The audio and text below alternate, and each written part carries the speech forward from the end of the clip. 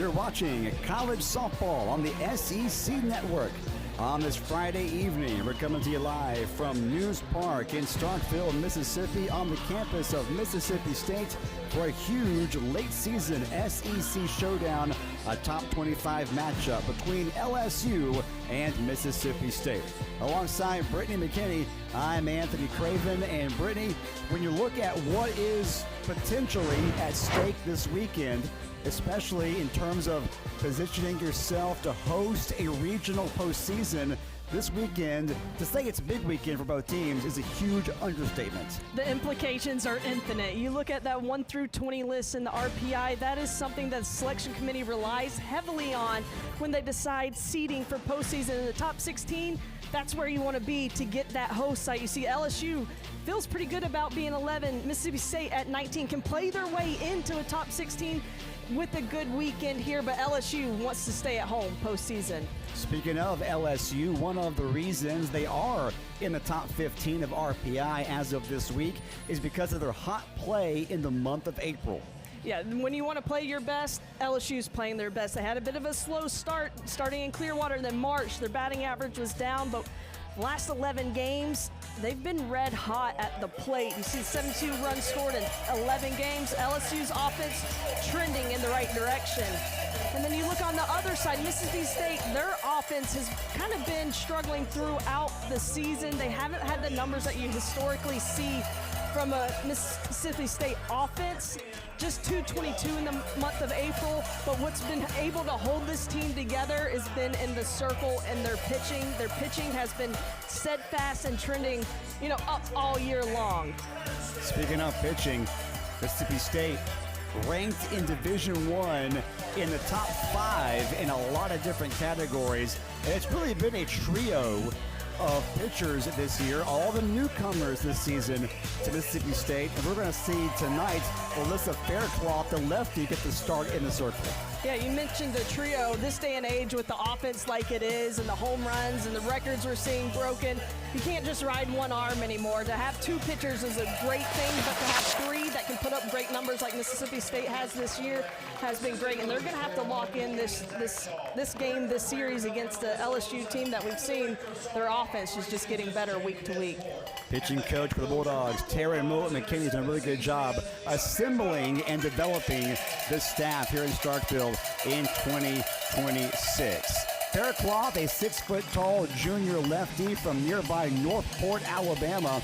Her numbers not as gaudy in terms of strikeouts like a Peja Gould or teammate, but she has been really steady in this, her first season playing in the SEC. Yeah, you mentioned her first season playing in the SEC. There's going to be some growing pains no matter how great you are, and 195 strikeouts on the season is incredible. But what she's had to go through are some learning experiences for sure, but she is such a fierce competitor. I feel like she has welcomed the competition that the SEC brings and the hitters that she's going to face day in and day out. And you can see her scouting report right there.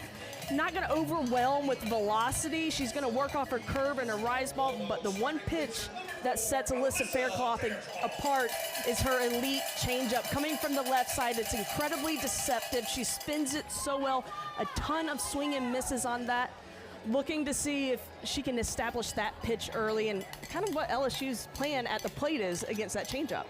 Faircloth will face an LSU lineup that will get a bit of a boost this evening, Brittany, as their veteran catcher, Macy Bergeron, returns to the lineup after suffering an injury a couple of weeks ago. Yeah, the All-American Macy Bergeron went out in Game 3 against that Arizona series, missed the entire series, which they ended up sweeping against Ole Miss, but having her bat back in the lineup is a big deal for LSU. May not be putting up the numbers she did in her All-American campaign, but when she steps in the box, she's a feared hitter. In that top third of the order tonight, you see a couple of SEC transfers from the state of Mississippi, Lassiter and Kylie Edwards, who were both at Ole Miss and Mississippi State just a couple of seasons ago. The weather is not great. Just giving you a heads well, up, right y'all. Now it's okay. But okay, right now. I did see I just saw a lightning flash behind the tree. So stay with us, guys. That's going to be a storyline to follow throughout this one. We've known all day long that storms were coming. Only question was, when would they get here? We're going to try to get this one in before they arrive here in the Golden Triangle area of Mississippi. Faircloth in the circle, Lassiter at the dish. We're underway as that ball goes low and away and gets away from the Bulldog catcher, Rivera, ball one. Jayla Lassiter, Sierra Daniel, Kylie Edwards. 1, 2, 3, couple of juniors and a senior in the top of the LSU order tonight. That misses downstairs, 2-0. Atmore, Alabama native, Lassiter, a right-handed hitting senior who has been swinging a mean bat all season, but in the last 10 games especially. There's a strike at the knees. Count moves to 2 balls and 1 strike. And you see the patience by Lassiter. That's something we're going to see from LSU up and down the lineup. With 230 walks on the season, they wait to see a pitch in the zone, have a great understanding of the strike zone. Lassiter batting .343 this year. Change of speeds, ball stayed high, and the count now 3-1. And you watch, when you're going against a pitcher with a great changeup, you watch hitters on how they take that pitch. Lassiter looked really balanced with that pitch coming through. They know it's coming, but that one just missed a high in the zone. That is right above the waist. Now I got a full count as Faircloth has come back to push it to 3-2. Alyssa Faircloth making her 30th appearance in the circle this season. Just missed the strike zone, but not by much. A leadoff walk is drawn by Lassiter, and she'll be the first base runner of the ball game. Well, they have 231 walks now on this season, and that pitch was very, very close. Did not swing the bat once in that leadoff spot by Lassiter, and that pitch apparently just missing. Lassiter's on-base percentage above .480 on the year. So to your point, she has done a good job getting on base in that leadoff spot. And it brings up now the lefty swinging junior, Sierra Daniel. LSU as a team has an on-base percentage above .400 over the course of the season. And that misses outside. Count evens up. Daniel out of Chandler, Arizona. Having a good season, batting .328. That's on the outside corner to the lefty. Count now 1-2. And this is where Faircloth is the best. Most pitchers are the best when they're ahead, but when you have a changeup like she does, you don't want hitters to be able to sit one speed. When you have 2 strikes on them, they have to be ready for everything. Swing and a miss. Faircloth gets strikeout number 196 on the year, and the first one tonight. A big bounce back after issuing the leadoff walk. And here's the changeup, a perfect location for a 1-2 pitch, down in the zone, almost in the dirt. Even if Daniels makes contact, it's not going anywhere. Good bounce back by Alyssa Faircloth in the circle. Lassiter at first, 1 gone for the Mississippi State transfer, Kylie Edwards. Checked to swing, ball was taken high, and the count's 1-0. Waldron, Indiana, right-handed hitting junior. Her first season in Baton Rouge, and it's been a good one. She has been as steady of a bat as any in the LSU lineup this season. It started off a little slow, getting used to a new program. But as of late, especially in the SEC play, she has been lights out in the box. Has that open stance, takes that one down and away. 2 balls and a strike on Edwards, batting .328 on the season. You mentioned her stance. Her bat angle and her stance has really changed midway through the year. You see it just hanging out on her shoulder there. Before, it was really vertical. And since that change, she's been able to stay through balls, not popping up as many balls, just some slight changes that she's been able to make. And you can see those numbers. First 10 down in Clearwater, which is a tough tournament at the beginning of the year. But ever since then, I mean, she's just leading the team in just about every hitting category. That's in there for a strike. Edwards tried to sell it, but now it's a full count with one on and one gone. No score yet. We are just underway. Top of the first here in Starkville between number 15 LSU and 19th ranked Mississippi State. Change up in there for a called strike three. And Kylie Edwards in her first at-bat in a different uniform in Starkville goes down looking. Another changeup for a strikeout. Kylie Edwards tried to sell the walk 2 pitches in a row, but Faircloth paints the corner, recovering well from the leadoff walk, 1 out away. And she is now just 3 strikeouts away from 200 on the season. Yeah, with 2 outs, though, you've got a lot of speed at first base with Jayla Laster. Rivera behind the plate's got to stay ready. The cleanup hitting right fielder, the right-handed sophomore Alex Franklin at the plate now for the Tigers. One of a trio of Louisiana natives that are on the LSU roster this season. The 0-1. Lifted, shallow center. Coming out there and making the grab for the Bulldogs is Romero. And that will end the inning. LSU strands 1. And we are going to the home half of the first.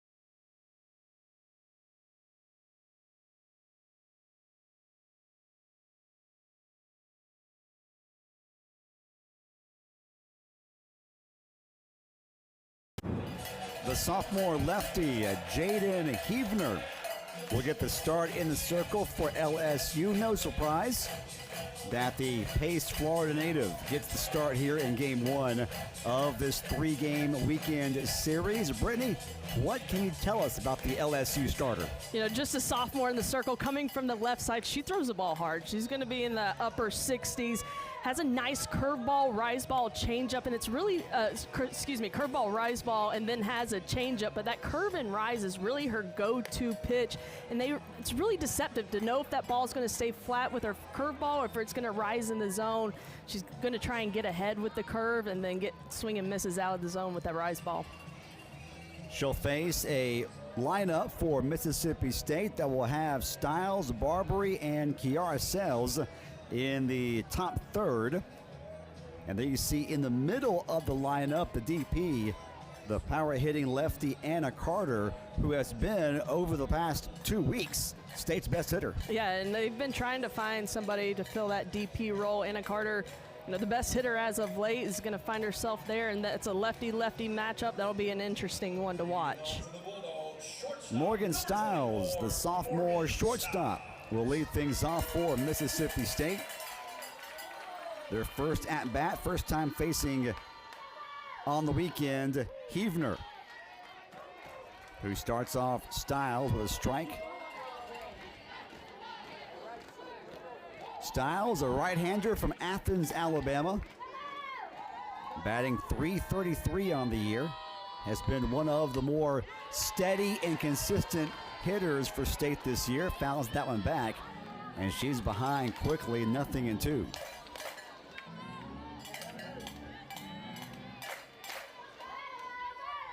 Styles has started every game this year for the Bulldogs, making her 49th start of the season. That ball misses high and in. Not a bad 0-2 offering from Heavner.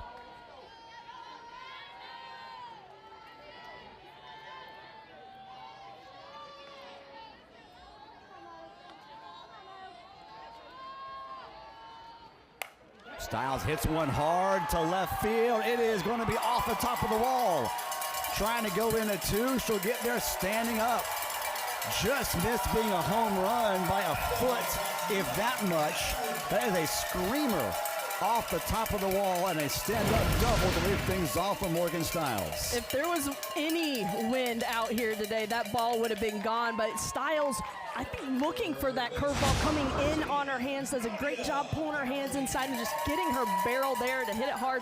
The State's offense wants a spark. This is how you start it off. Styles jumped on that pitch as soon as it left the hand of Heavner. Barbary now comes up. She's ready to swing aggressively. A little bit late, though, and fouls it off the opposite way and fouls. So nothing and one to count on the Douglasville, Georgia senior. It is senior weekend in Starkville, so Barbary, one of 7 seniors, playing their last regular season games here at News Park. Barbary hits one right off the handle of the bat out to the shortstop. That's an easy grab there for her former teammate, Kylie Edwards. And there's one gone. Again, coming from the left side, this curveball coming into the hands of right-handed hitters. Just not able to get it over Kylie Edwards' head there, but runners in scoring position. Mississippi State seems to get that to happen a lot, but it's just getting them across the plate has been an issue, especially in SEC play. The 8th double of the year from Morgan Styles gives the Bulldogs a runner in scoring position with less than 2 outs, as the senior Kiara Sells will step up for the first time tonight. That ball came in and it hit her. Yeah, sure did. Came in on the hands, as Heavner has done a couple of times. And oh, yeah, home plate umpire is saying it did hit her. So Chelsea Clark. Yeah, clearly hit her. I think even in the got between the forearms and did it get that back bicep? Yeah, I mean, that's a tight hold. That's a tight hold.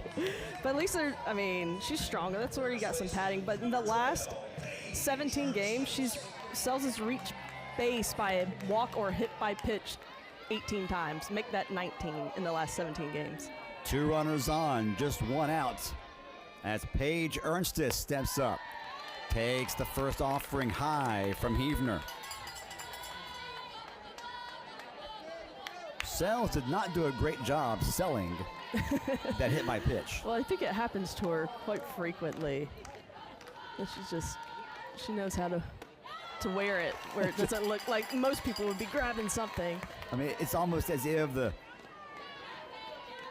our home plate ump, Chelsea Clark, had to tell her, hey, you were hit. Go ahead to go to first base. Take your free trip. Heavner throws the ball 69 miles per hour, right? that doesn't feel good. That's right down the middle to Ernstis. 2 balls and a strike to the Bulldog, a sophomore right-handed hitting first baseman out of New Palestine, Indiana. Has had some struggles offensively this season, but is up there with an RBI opportunity here in the first inning.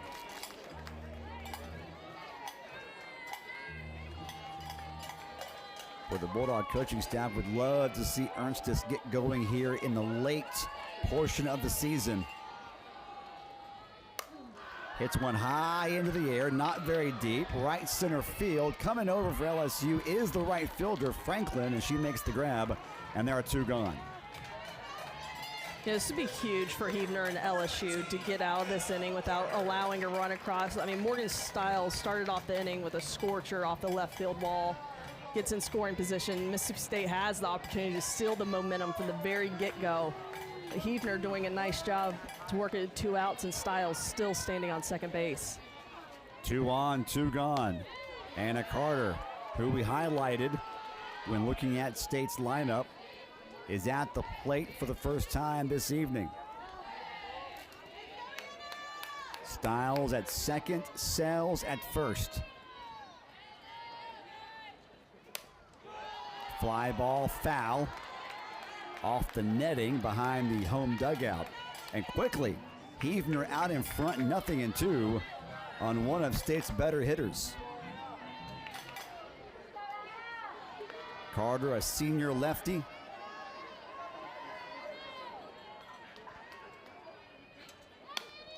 Stays alive, hits one. Is that fair? Fair. Umpire called it fair ball. That's a fair ball, sure is. Grabbing it and stepping on the bag at third is Hodge, and that will be out number 3. State strands a pair. We go to the top of the second. No score yet here in Starkville.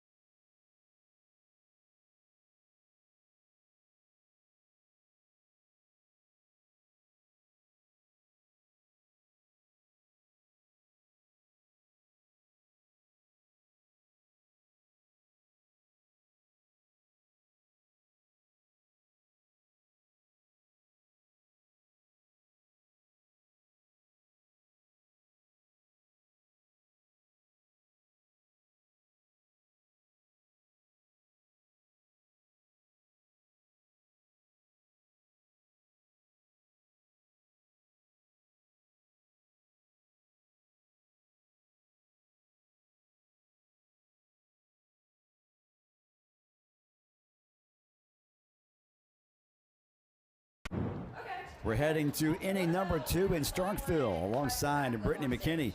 I'm Anthony Craven coming to you from News Park. Top 20 SEC showdown with lots of postseason implications as the Bulldogs of Mississippi State take on the LSU Tigers. Both teams have 14 losses on the year. Both teams have over 30 wins.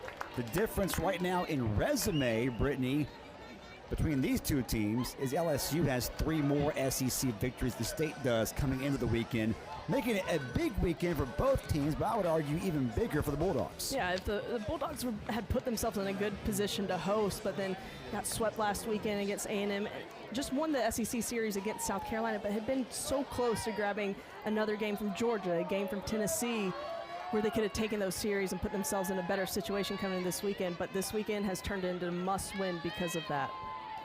Tori Edwards, followed by Bajeron and Lorenz. For LSU, the 5, 6, and 7 hitters, they see as these two teams are fighting to host regionals. There you see the difference. It's not much of a difference between these two teams in terms of where the metrics have them ranked heading into the final 2 weekends of the regular season. Yeah, I think that's why there's going to be so many eyes on this series this weekend. Not only the implications for postseason, but how evenly matched these teams are. And you saw the RPI, KPI, and DSR is a new metric that the selection committee is able to use this year when looking to seed teams. Of course, LSU has historically hosted a lot of regionals. The Bulldogs trying to host a first weekend regional for the first time. Yeah, and you know that's been a goal of theirs for quite some time. And that's going to be a base hit for Tori Edwards to lead off the top of the second. The sophomore righty slaps one up the middle. And for the second consecutive inning, LSU has the leadoff hitter reach base. Yeah, both teams now three times. LSU now with 2 times leadoff getting on, but that was a changeup with a 1-2 count, just left elevated, right? You know, Edwards is thinking that's her go-to pitch, probably going to see it here. Need that one in the dirt. Hit number 35 on the year for Tori Edwards.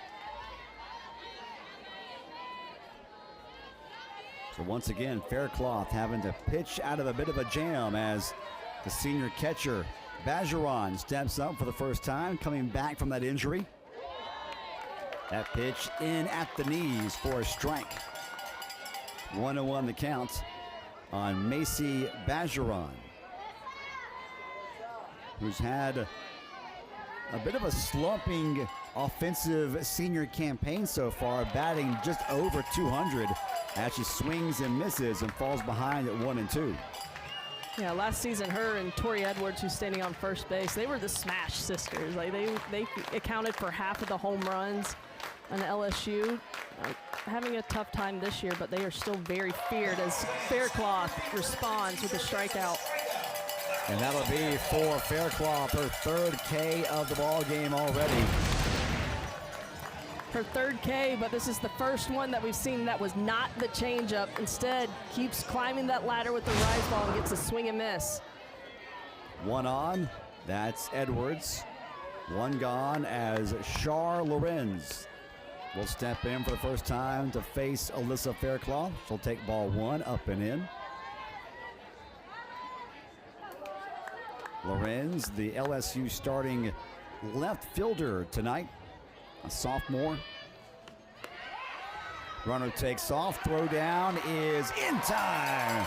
Tori Edwards is out at second base. Rivera throws her out, and the bases are empty. First time Tori Edwards has been thrown out on the season. Rivera with a strike and a nice tag by Romero coming over from the second base position. Rivera's now thrown out 6 of 14 would-be base stealers. We're going to have a challenge. I am not sure. We've got Chelsea Clark behind the plate. Kaylee Young, our first base umpire. Ronald White, the veteran, over at third base.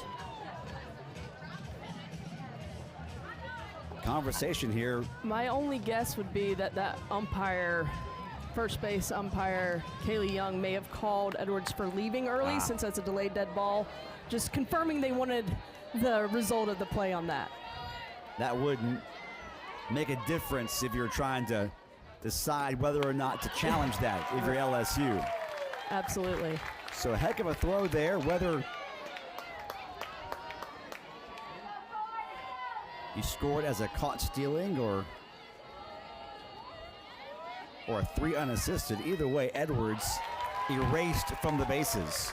Yeah, I think it's going to go down as a caught stealing because we saw the 2-2 count, didn't remove any ball or strike off the scoreboard.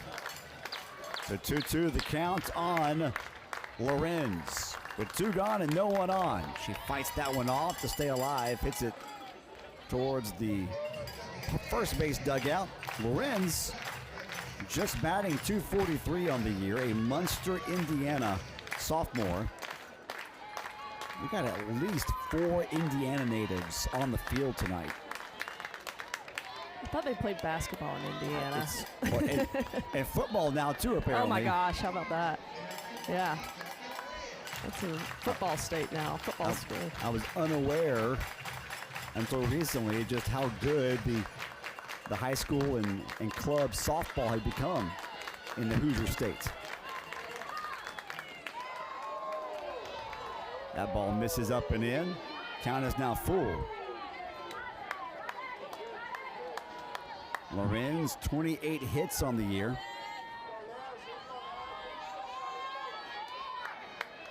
Has 6 home runs. Changeup drops in for strike 3. 4 strikeouts for Alyssa Faircloth. And she's held LSU off the scoreboard through the first 2 innings.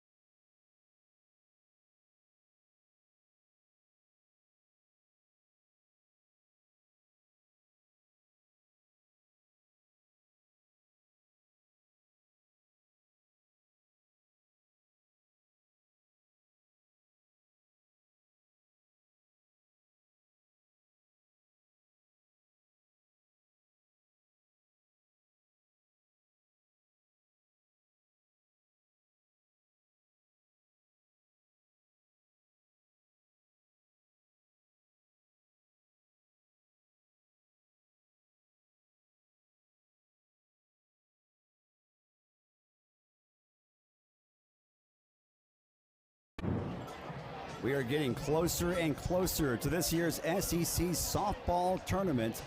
The format this year will feature the top 9 seeds getting a first round bye. It'll be single elimination all the way throughout. And there you see, sitting at the number 9 spot, with the Bulldogs right behind them, are the LSU Tigers. in history. We haven't had this format very long, but when Oklahoma and Texas came in, it moved to this format where the first 9 get first round bye. If you want to win the tournament, your odds are increased dramatically if you have that first round bye. Certainly. I mean, giving your pitchers one less game is huge, especially with the way hitters are swinging the bat, and then putting yourself in a way to build your postseason resume, even at the SEC tournament, giving yourself that first round bye can be huge. And just the optics of it too, right? Yes. I mean, if you're the committee, all right, the committee is filled with human beings. That ball is popped up pretty deep into right field, but at the warning track, Franklin is able to grab that long fly ball off the bat of Zion Romero for out number 1. That ball carried to right field. I think the ball does carry to right field. Not much wind helping it, but it's a good barrel on the bat. But Mississippi State showing how aggressive they're being in counts and at bats. What little wind we do have is blowing in slightly from right field. Bernardini steps up for the first time. That ball comes up and in and gets away from Bergeron. I will finish my point briefly from just a moment ago as Bernardini, one of the 7 Bulldogs seniors, steps in. Illinois native. The committee, when we're trying to decide who gets to host and who doesn't, it can only help your case, I would imagine, if they see that you're one of those 9 teams in the SEC that got a first round bye versus seeded 10 through 15 and having a play on the very first day. Yeah, you only have to win one game, make it to the quarterfinals and semis, and the longer you can play in that SEC tournament, the better, because you're going against high RPI teams, right? Like the SEC is the #1 RPI conference in softball right now, so you're only going to help yourself and put yourself in a good situation. The committee will recognize that. Bernardini checks the swing. Ball was high. The count 2-2.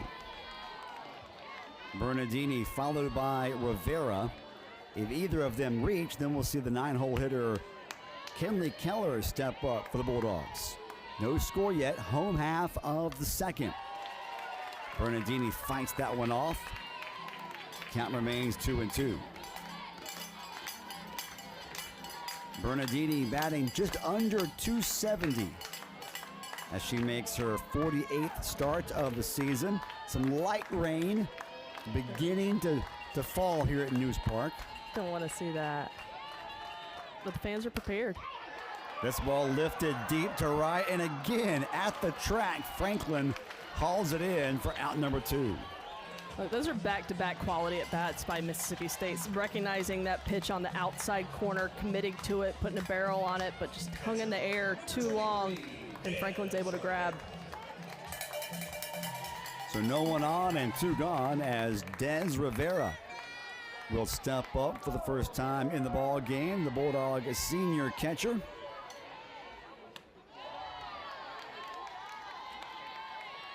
Look, if I'm a right-handed hitter going against Huebner here, I'm going to sell out one side of the plate and look down. That curveball is either going to cross the outer half or she's going to try and get it in there on your hands. Sell out one side or the other. Ground ball. It's foul. That one's foul. We had a close one a bit ago that popped back into fair territory. I was a little hesitant, but yeah, that one kicked up enough chalk. I was pretty confident. Yep. Foul ball. The counts, 1 ball, 1 strike on Rivera.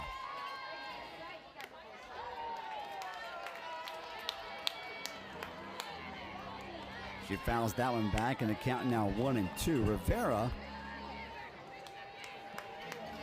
she almost always does something with the ball. Yes. Very rarely gets walked. Rarely gets struck out. That ball's downstairs. Good block up there by Bergeron. Count evens up at 2. And that's a good job by Huebner, too, changing the eye level of the hitter. Just had her chase something up out of the zone. I expect she goes back up there after that ball in the dirt. High fly ball deep to left, but foul. Rivera was waiting on that one, just got a little bit ahead of it, and will do it again. Count remains 2-2.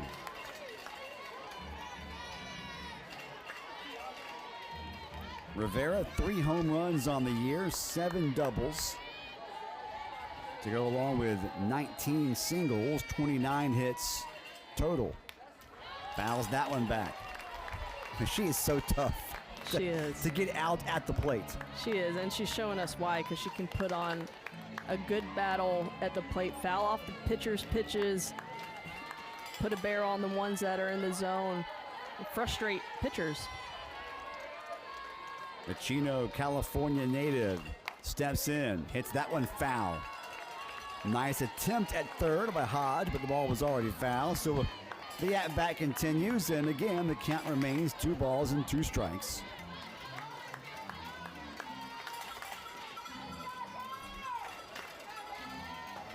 The Bulldogs have 5 seniors in the starting lineup tonight, including Rivera.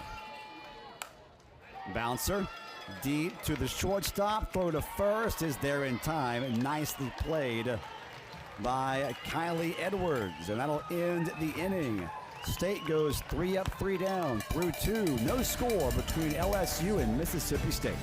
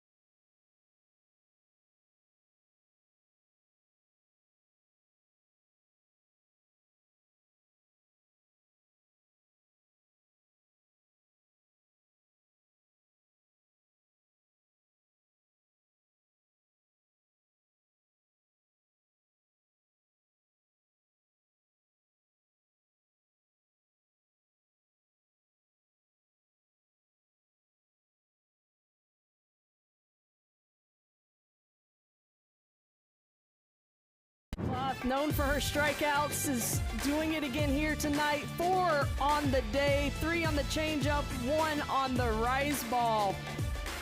That puts her just 1 strikeout away from 200 Ks. Is that good? That's a lot of strikeouts. That's a a lot. It's a lot of swinging and missing from the opposition. And a lot of them have been on that changeup. I mean, her changeup has just been there for her, dialed in all year long. And hitters know that it's coming, and they have a plan for it, and she still fools them. I don't know if, I know State's coaches were high on her. That's why they brought her in. But I think she's even exceeded maybe their expectations. I'm not sure anyone before the year started thought, yeah, here on the next to last week of April, Faircloth has 200 strikeouts in the season. You know, those would be high expectations for anybody that you brought in. But, you know, pitching coach Taryn Mowat, she had a great changeup when she was playing, and that's what she was known for. So if you have a decent changeup and you want to make it better, and I think the two of them just work so well together. Not a bad mentor to have in the former national champion from Arizona, now the Bulldogs pitching coach. 1-1 the count as Faircloth is facing Hodge. There's Terry Mowat.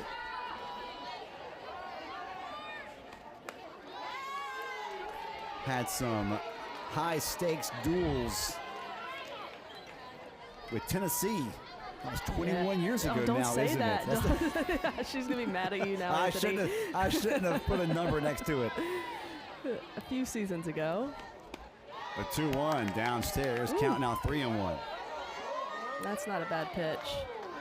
LSU's had the leadoff hitter reach in each of the first 2 innings, trying to do it again here in the third as the third baseman Avery Hodge leads things off.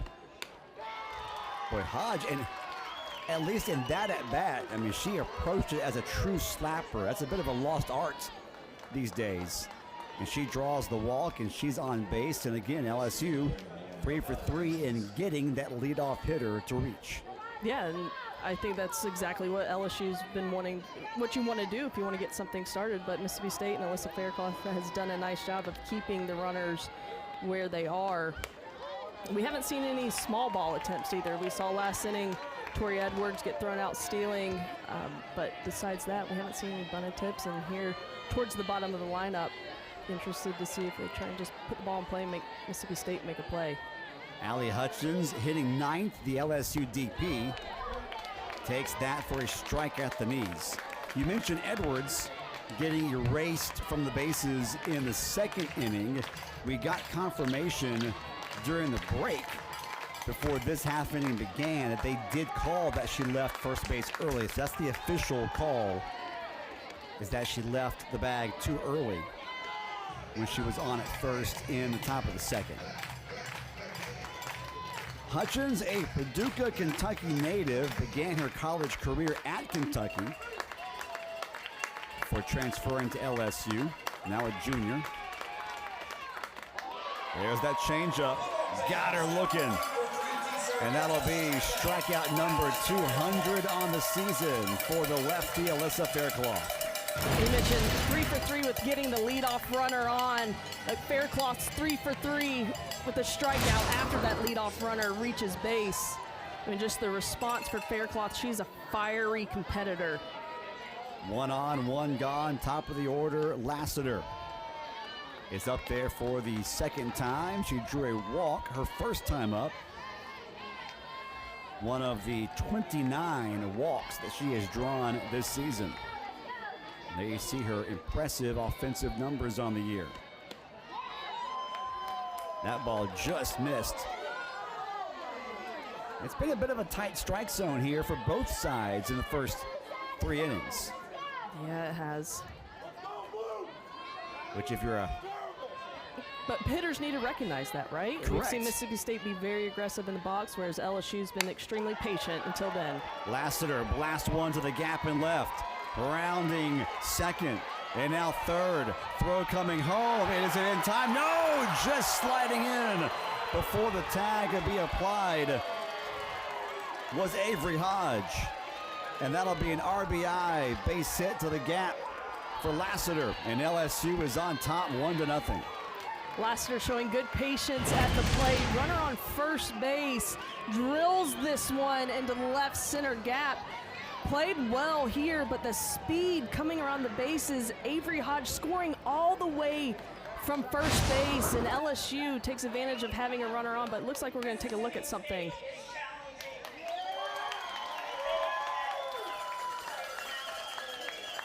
So the play at the plate, is that what she said? Yes. So we're going to challenge the play at the plate that the runner Hodge was safe. And if you're Mississippi State, you almost have to challenge this, right? Close enough. With the way the pitchers are throwing, absolutely. See, she comes in, that left foot, does that left foot lift up before it touches the plate and where the tag is? It was ruled a safe by our home plate umpire, Chelsea Clark, in real time. I guess my question is if the foot touches the plate. On the scoreboard, here we go. Here's the angle. I think she's safe. What do you think? The tag definitely is late, but from the other angle, it looked like the foot elevated, but I don't think it's enough to overturn. Yeah, that'd be hard. Here we go.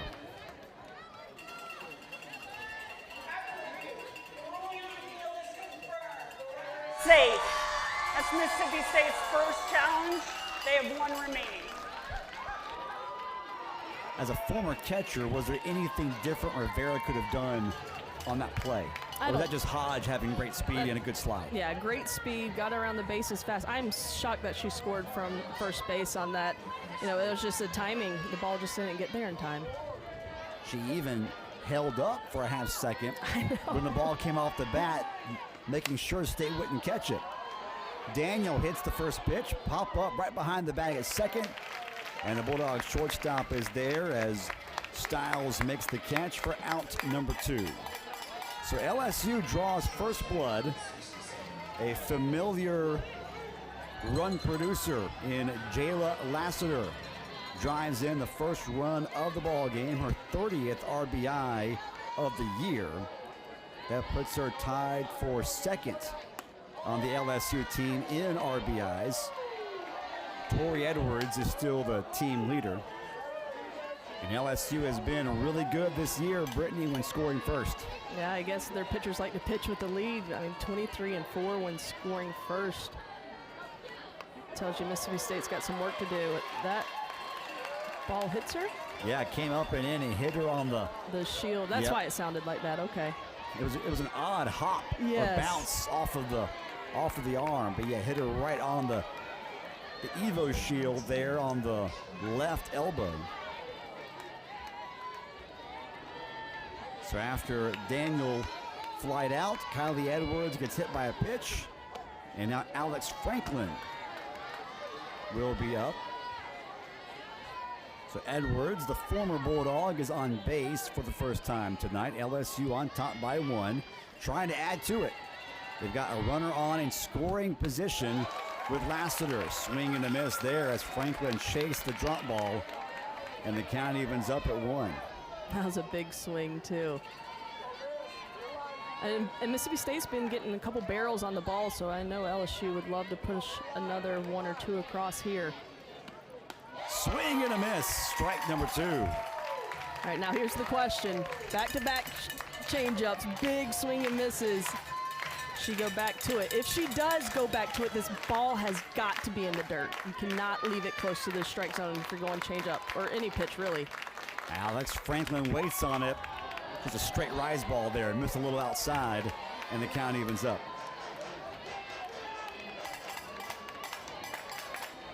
Two and 2 the count on Franklin. You've got Lassiter, good speed on at second. Swing and a miss, the changeup gets her, and that'll be strikeout number 6 in the ball game. So Faircloth gets out of the inning, Brittany, but LSU scores first. Yeah, Jayla Lassiter here with a huge double into the left center field, and Hodge comes around and scores. LSU takes the lead here early in the game.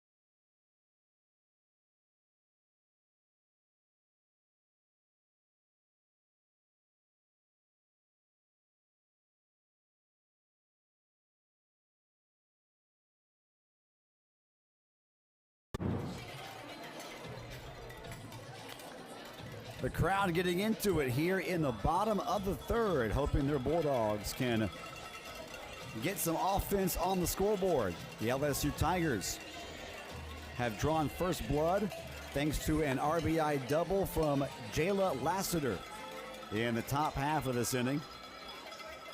It's a pretty good crowd here on a Friday evening, considering the threat of rain that's in the area.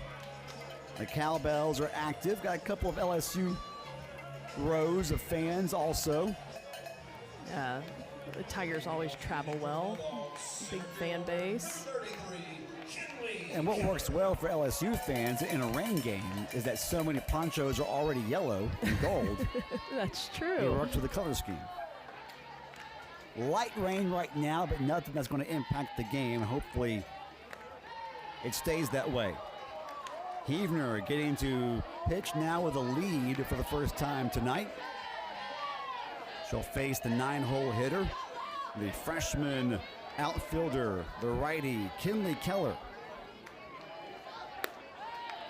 Huebner giving up the double to start off her outing against Morgan Stiles has really settled in and is retired the next few batters without allowing a hit. And Mississippi State looking to take the momentum back and answer after giving up a run in the top of the third inning. Keller, a freshman righty from New Braunfels, Texas. Not a ton of at-bats on the year, below 70, but has had a good freshman campaign, hitting over 300. Yeah, and she's been in and out of the lineup all year long, and she's had some big moments in the box, and she plays a fantastic center field. Just a really good athlete. Yes. Having to follow in the footsteps of Sierra Sacco, who held down that spot the past 2 years for the Bulldogs, the All-American. And one of the best to come through Mississippi State, Sierra Sacco. 2-2 the count on Keller with Stiles and Barbary. Coming up next. This ball lifted in a shallow right, could be trouble, diving and unable to make the catch is Franklin. Give Franklin credit for a great effort, but Kinley Keller able to place one into shallow right, and the Dogs have a leadoff single. What an effort by Franklin in right field. I mean, LSU has had great outfielders. A.J. Andrews, Aaliyah Andrews. I mean, they are outfield you, and that was a fantastic attempt by Franklin, but Keller doing a great job starting off the inning, turning the lineup over. Exactly what Mississippi State wanted to see. Runner on at first is Keller. The batter is the leadoff in the order, Morgan Stiles. 1 for 1 today with a double back in the first. Her 50th hit of the season. She leads the Bulldogs in hits on the year. State, though, unable to cash in after that leadoff double, and that's been a story far too often in conference play this year for the Bulldogs. Yeah, in conference play, Mississippi State is hitting just above 200 with runners in scoring position. And that, I mean, they're getting runners on, is missing that one big hit to get them across the plate. And there's been so many times in these conference games where, 1-run, 2-run ball games, and they've left opportunities on the field. LSU and Mississippi State each with 2 base hits, but it's LSU that got the crucial RBI base hit in their last at bat, and that's why they have at the moment the 1-0 lead. Tying run is on for the Bulldogs as that ball is missing outside, so a nice at bat right here for Stiles as she has come back to even the count at 2-2. Stiles hitting above 330 on the year. Swings and hits one foul just outside the diving glove of Hodge at third base, and will do it again.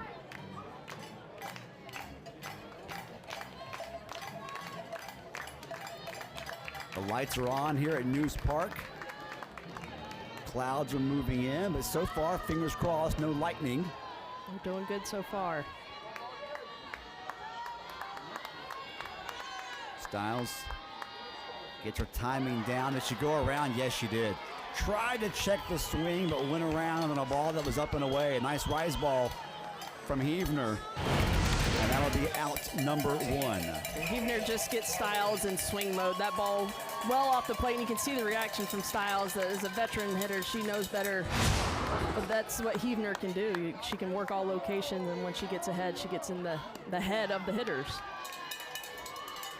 She now pitches to Barbary. First offering is off the plate to the righty, Nadia Barbary, whose dad is once again, as he usually is, sitting behind home plate wearing the maroon fedora. He must have heard you. You see him tip the cap? He did tip the cap. He sliding in at second, and the throw is going to be there in time, or not in time. In time. In time, that's what I thought. And Macy behind the plate Now, this was not a great throw. Almost gets Heavner there, but gets a terrific bounce. And you see Keller kind of trying to avoid the tag. You want to see her go straight into the base, and I think she's safe without question if you're going straight into the bag.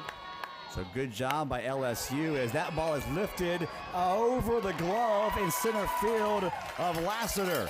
And this would be a double for Nadia Barbary. And oh my goodness, wouldn't the Bulldogs love to have that base runner back? Huge by LSU's defense to throw out Kinley Keller stealing bases. And you can't force things to happen in this game, especially with Nadia Barbary up to bat. We saw LSU in the top of the third score on a double with a runner on first base. Mississippi State always want to what if it, but here they've got a runner on second base and an out to work with. Nadia's dad happy to see his daughter get another quality at bat. That was a really good hit. Squared it up right on the nose. That'll be for Barbary, hit number 50 on the year. So she and Stiles both now with 50 hits each.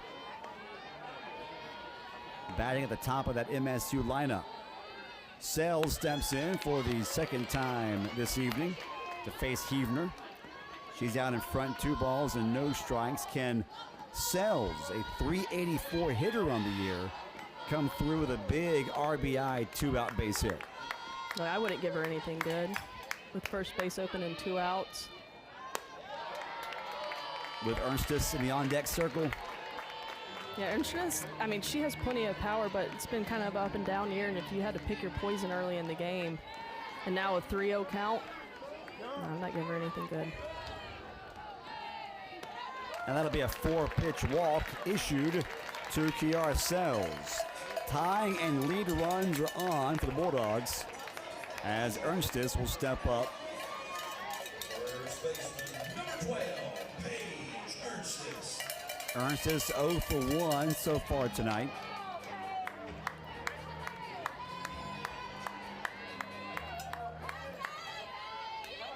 Does Paige Ernstis have Michael Jackson Dirty Diana as her walk-up song? That's awesome. Downstairs, ball 1. And Paige Ernstis was known as pinch hit Paige last year because she would be put in these situations like this one, and she would always come up big. Now finds herself in the starting lineup, trying to find some of that magic. Hits one high, hits one deep to the gap and left. 3-run home run for Paige Ernstis. And the Dogs do get that elusive 2-out base hit with runners on base. 3-1, the Bulldogs have their first lead tonight. Ernstis makes them pay for the decision to essentially intentionally walk Kiara Sells. Yeah, as a hitter, you're going to take that a little personally, right? It wasn't a surprise that they walked Sells on purpose, but Ernstis gets a pitch over the inner half of the plate, throws her barrel at it. Mississippi State's barreled some balls up, but this one, a no-doubter over the left center field wall. The response Mississippi State needed to get that momentum back in their dugout comes from Paige Ernstis. What a big moment for her and the Dogs. 3-1, Mississippi State has ignited the home crowd here at News Park thanks to the 3-run blast from the sophomore Ernstis. Just her second homer of the season, as Ernstis is making start number 22 on the year. I was just going to say, I think second time through the lineup, Mississippi State's shown us a lot more patience, too. The last 3 hitters working the count here. Carter getting a 2-0 count. First time through, a little bit more free swinging. Speaking of free swinging, Anna Carter comes out. Well, she was ready to swing out of her shoes on that one. She's like, stop talking, I'm aggressive. 273 hitter on the year. Has been hitting well above 300 for State in the last 10 games. That's at the knees for a strike. And looking at her last at bat, she was going after those pitches up in the zone. She wants something up, but she just has to find that fine line of, you know, I can drive something up in the zone, but I got to be able to lay off when it's out. 2-2 count with 2 gone and no one on base. That was a wasted rise ball from Heavner. Count's now full. And if you're Jaden Heavner, giving up a 3-run blast to relinquish the lead, big time response available for you right here. Carter fights it off and fouls it off left side, so we'll do it again. Count remains full. 21 hits on the year for the senior Carter in 76 at-bats. 1 double, no home runs on the year. But she's done a really good job of doing that, working the count full, fighting off some 2-strike pitches, and finding her way on base. Yeah, she's had long at-bats and back-to-back at-bats. Her first at-bat, she grounded out third base that time. She's a little bit more patient and works the walk. And you can see Beth Trina, head coach and pitching coach from LSU, coming out to have a word with Heavner. And actually, looks like we're going to have a change. This is, at least for me, somewhat surprising that Beth Trina is going to make the change this early in the ball game. Bottom of the third. And for the moment, at least, that'll be it for Jaden Heavner. LSU will make the pitching change. They'll do a call to the bullpen, and they will bring out the reigning SEC Pitcher of the Week, Peyton Monticelli. We'll talk more about the new LSU pitcher in just a moment after this break.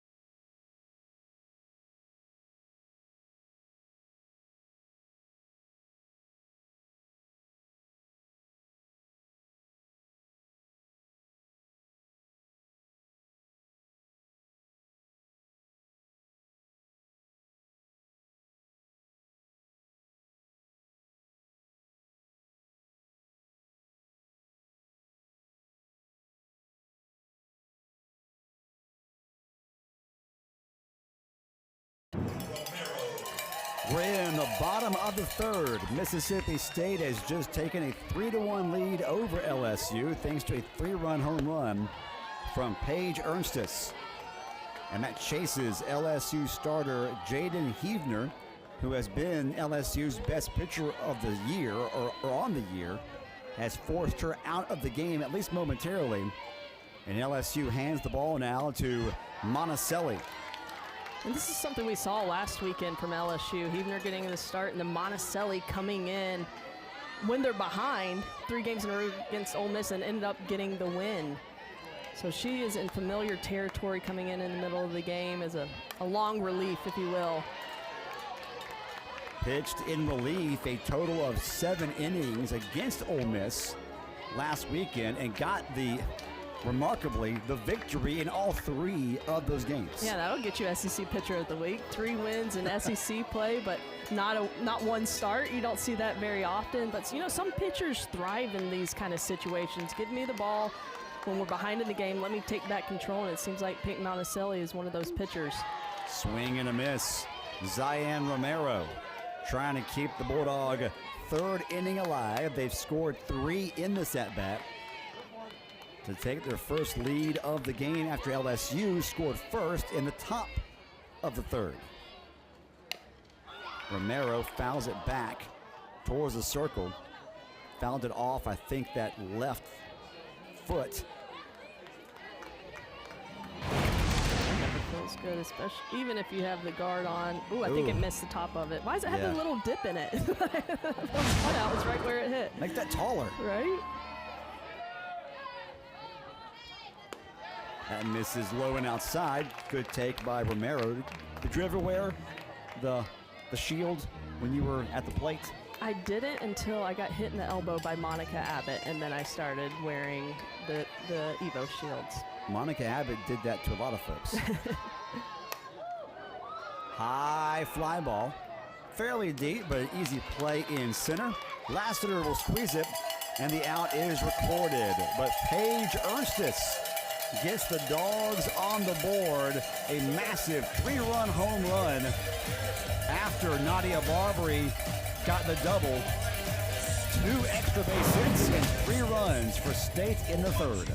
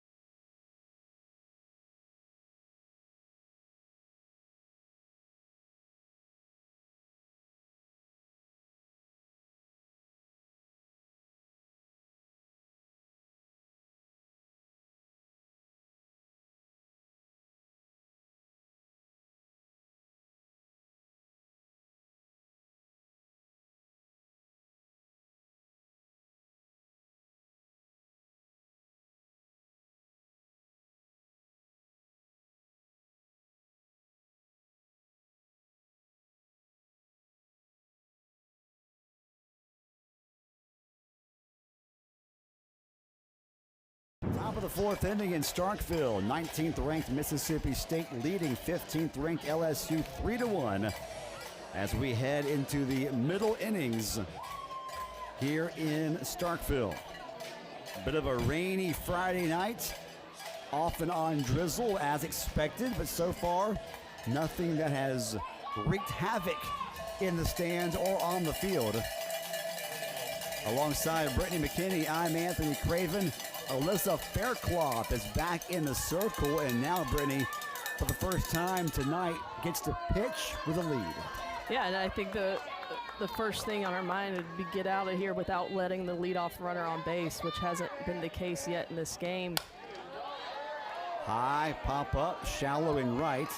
Ranging out there and calling for is the Bulldogs' second baseman, and Romero gets the out, and for the first time in the ballgame, the leadoff batter for LSU is retired. Yeah, right on cue. Once you get that momentum back, if you want to do everything you can as a pitcher, as a defense, to keep the momentum, and 1 pitch, 1 out, I think that's about as good as you can get.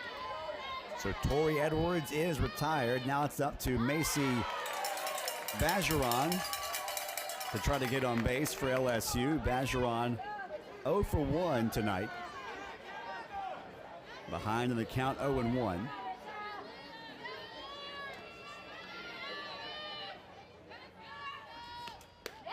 Swing and a miss, strike 2.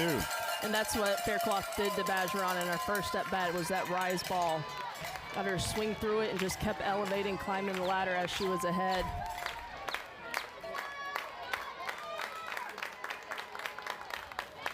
That ball wasted in the dirt.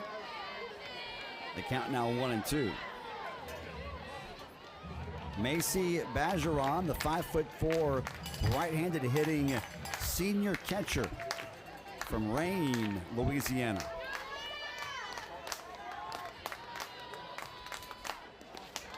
And again downstairs, count evens up 2-2. Bajeron missed the last few games after going out with injury. First time back in the lineup, even though it was only 4 games she missed, you're still getting your eye back on a live pitcher, getting your timing back. But works it back to 2-2 here. And now the count's full. So 3 straight pitches that have missed downstairs. Not competitive pitches either, right? No swings, not even a check swing. Yes, now the count's 3-2. Bases are empty, 1 out. Bajeron at the plate. Give credit where credit is due. Bajeron not taking the bait on any of those. And she draws a walk, and LSU has a runner on with one gone. Yeah, going from 0-2 to 4 straight balls. Good discipline by Bergeron, who was chasing out of the zone in her first at bat. It just looks like the ball was falling out of the hands of Faircloth in the circle. With this rain, this moisture in the air, she needs to make sure that ball's dry, her hands dry. 21st time this year, Bergeron's been walked. She's running at first, one gone. Lorenz is the batter for the Tigers. Shortstop Morgan Stiles, she called this timeout. Saw her coming from shortstop position with her hands up. Sees her pitcher throw 5 straight balls, which is uncharacteristic of her. I think that's a good time for the leader on this defense. Hey, let's kind of reset. Faircloth get a new ball. Let's go back to work here. Faircloth has recorded 150 more strikeouts than walks issued this year. To your point, to see 5 straight miss the strike zone and miss By quite a bit. is odd. Yes, yes. That was good recognition of Stiles. And how many times do you see that after a timeout's called, you come back, you throw one of your best pitches, and you find the strike zone. Evens the count at 1-1 on Char Lorenz. The LSU left fielder, swing and a miss, way out in front of that one. 1-2. And pitchers are such interesting creatures, too. She's struggling to throw a strike, but give me the ball back. Come on, I got it this one. I get it this one. You get sped up, and, I can get back into it. But sometimes you just need to remind them, take a nice deep breath. Comes back here, 1-2 count. Change up, swing and a miss. Strike number 3. Lorenz goes down swinging, and there are 2 gone. What a response by Faircloth to go to the changeup way out in front. Just that change of speed and the way the ball spins coming from the left side is a little difficult for a righty to pick that up. Runner on at first. Hodge, who reached base and scored last inning for LSU, is at the plate. The speed she has, scoring from first base with less than 2 outs. Infield's pulled in, especially on that left side. Even with 2 outs, Hodge very much in slapper mode. That one misses downstairs. Count evens up, 1 ball, 1 strike. There you see State's infield drawn in, especially on the left side. Look, if this ball takes the left side of the infield 1 step to the left, I'm looking to go 2 here. Less speed on first base. There's a ball to short. They will throw to first, though, and they get the ball there in plenty of time. Nicely done. 6-3 on the putouts. We go to the middle of the 4th. Dogs on top of the Tigers, 3-1.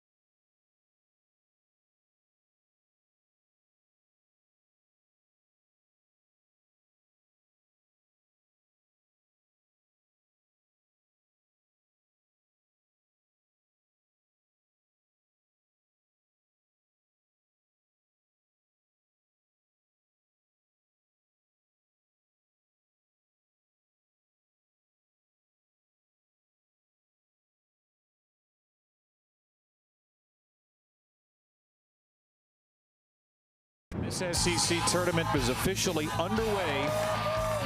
Rushes one. Smash this. Throw the bat. And the drama continues.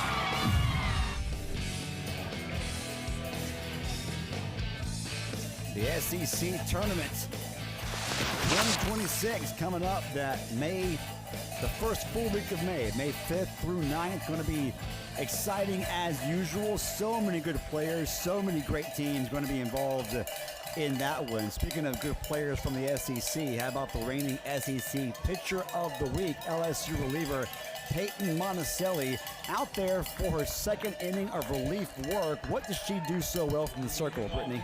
First of all, she throws the ball hard. She's going to be upper 60s. She can hit 70s, 71, seen her hit 72, but she's going to be mainly up in the zone with her rise ball, but she's able to offset that with a changeup that's coming in around 61 miles per hour, which isn't very slow, so it's not going to fall off the table and hard for hitters to recognize. There you see LSU head coach Beth Torina.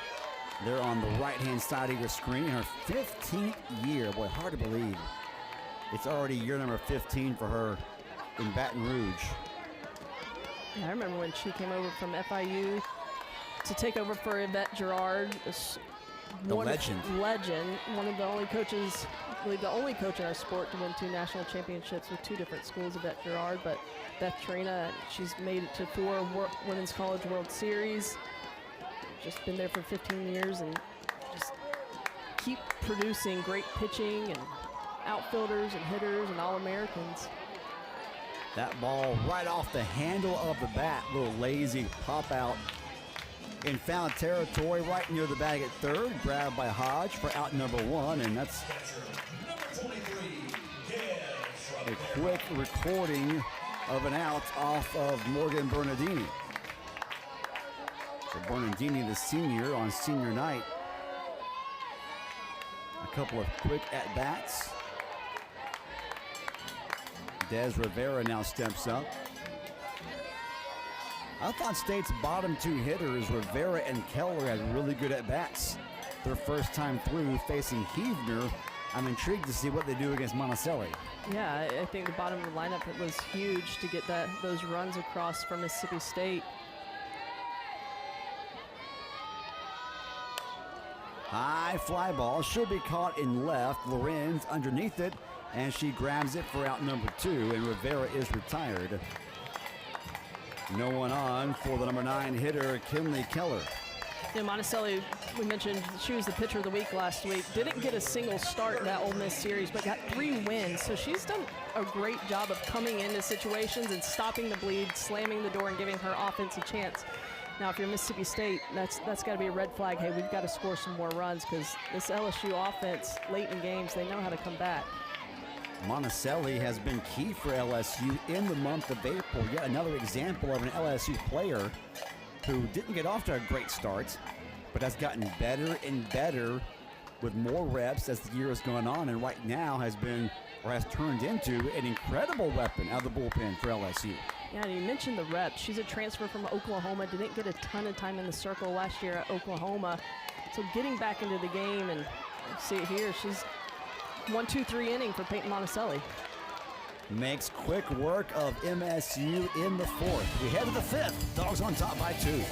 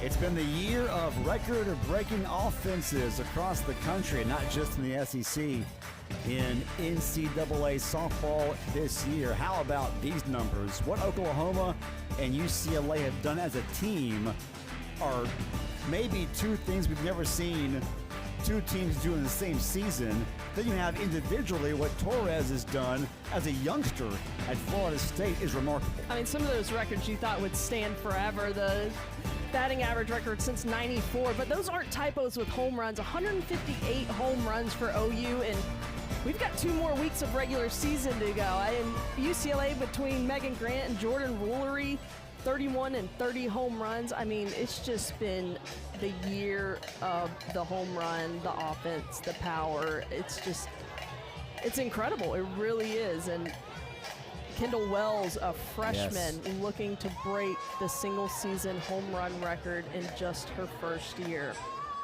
Remarkable storylines surrounding some team and individual offensive numbers. And that's been the trend the last 20 years. The offenses are getting better and better, it seems, every year, especially at the D1 and the top end of the D1, the power conference level. Yeah, I think we've seen improvement each year, but I don't think we've seen this kind of explosion in just one season. I mean, those records getting broken that have stood since the mid-90s, it's pretty impressive.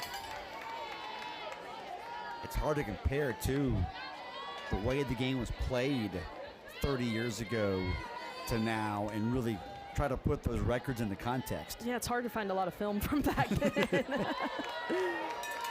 Lots of video of players wearing shorts in games. I mean, just look at the numbers from 95 to 05 and 10-year gaps, but then just from 2025 to 2026. Faircloth's enough with the pitching. I mean, the hitting. There's still pitchers out there, but those numbers are pretty incredible when you break it down that way. It's just been an offensive year, but Alyssa Faircloth has that change-up, and if you can't put a barrel on it and you can change speeds, if you want to combat the offense, if you're a pitcher, you have to have an elite change-up. Hutchins becomes the 8th strikeout victim of Faircloth today. And for the 2nd consecutive inning, LSU fails to get the leadoff batter on base after they had the leadoff hitter reach the first 3 at-bats. Changeup drops in beautifully. How difficult is it to be as consistent as Faircloth is in throwing that changeup for strikes, but not leaving it hanging over the plate long enough where you can really give up some extra base hits? Yeah, it's just staying mentally engaged on every single pitch, because you know LSU in preparation for this week has been looking at the changeup. They've been working on what they're going to do with the changeup, so you have got to be that much better and that much locked in on every single pitch. You leave one hanging to these hitters, you're going to pay a price. Lassiter's been on base twice today for LSU. She takes the 1-2 high and outside. Count evens up at 2 balls and 2 strikes. Lassiter had the RBI double for LSU back in the 3rd. That drove in LSU's first and so far only run of the game. Swing and a miss. Lassiter is retired for the first time today, and Faircloth seems to be in a groove right now here in the top of the 5th. It gets ahead of Lassiter. Somebody who's reached base 2 of her previous at-bats, goes to the changeup. Great movement there, and just another swing and a miss on a Faircloth changeup. It brings up the lefty, Sierra Daniel. She'll bat with bases empty and 2 gone. LSU now down to their final 7 outs. Still only down by 2 runs. Long way to go, but once you get past the top 3 in the order here, LSU starting to get to that danger zone, perhaps. That drops in for a strike, and the count's even 1-1. Yeah, you don't want this part of the lineup to have runners on. Time called by Faircloth. Had to fix the towel. Faircloth 8, actually 9 now, 9 strikeouts.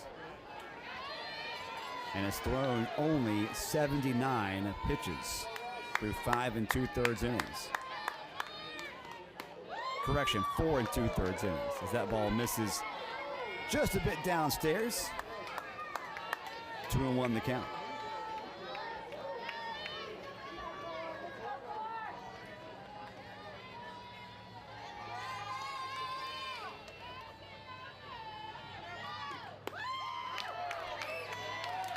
Well, Rivera tried to frame it.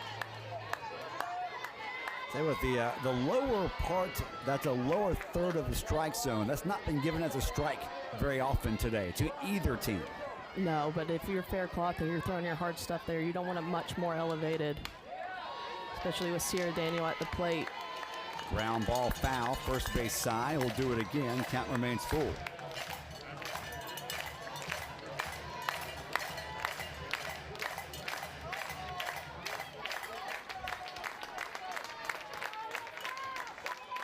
Corral beginning to come alive. The payoff. That is in there for a strike. Strikeout number 10 in the ball game for Alyssa Faircloth. 3 strikeouts for Alyssa Faircloth, and she does it with her bread and butter. The first strikeout, changeup. Second strikeout, changeup. And the third strikeout, changeup to get the Bulldogs back in the dugout.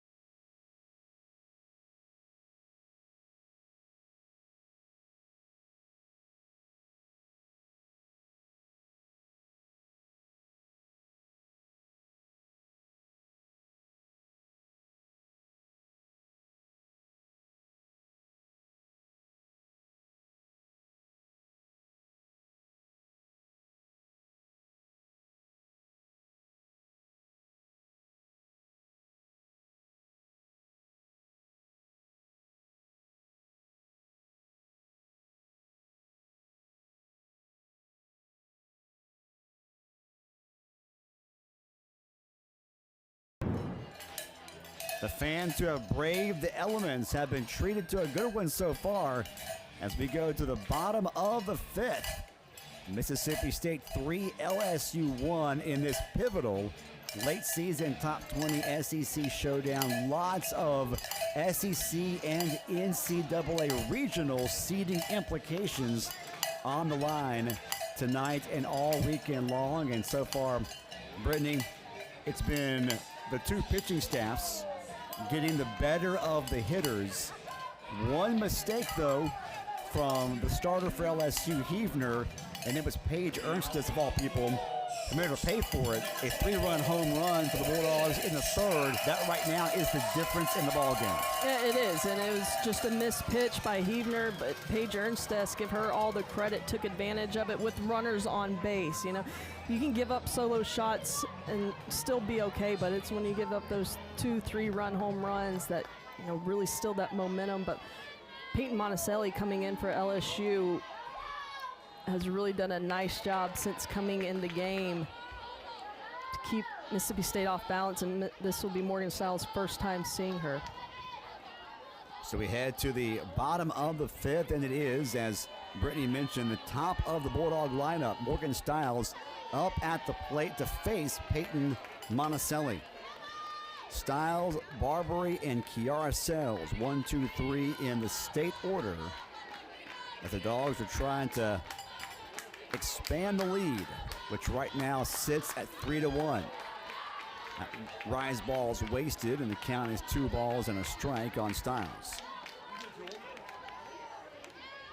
Stiles had a double her first time up, struck out swinging her last time up. 1 for 2 so far today. Fouls that one out of play to the right side, and the count evens up at 2. All 3 Bulldog hitters who will face Monticelli in this half inning, hitting 300 or better on the year. Hot shot over to 3rd. Hodge gloves it, throws to 1st in time. Nicely done at 3rd base by Avery Hodge. 1 gone. Yeah, that was a tough hop there, kind of in between. You either want the ball when it's lowest on the coming off the ground or when it's at its highest point. She didn't have an option but to get it in the middle, but stuck with it for the first out. Base is empty, and 1 gone for Nadia Barbary, who's had a couple of nice at-bats, including a double to straightaway center her last time up. Lifts one up, a pop-up on the infield, coming in and making the grab just outside the circle is the LSU's second baseman, Daniel. And there are two gone rather quickly here in the Bulldog half of the fifth inning. Yeah, Monticelli, since she's come in, she's made quick work of these hitters. A pitch in on the hands showing that, when it comes 72 in tight and get jammed up, nice easy fly ball to your infield. No one on, two gone for Kiara Sells. She was walked essentially intentionally her last time up. That led directly to the 3-run home run by Ernstis, who is standing at the moment in the on-deck circle.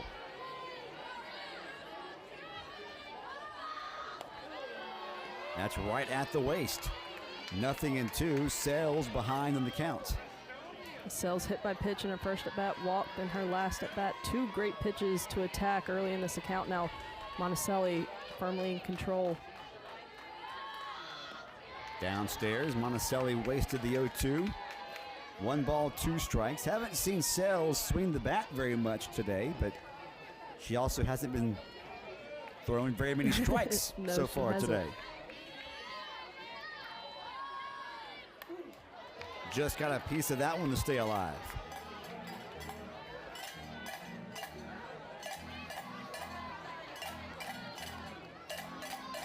Kiara Sells, a 5'6", right-handed hitting senior from Jasper, Texas.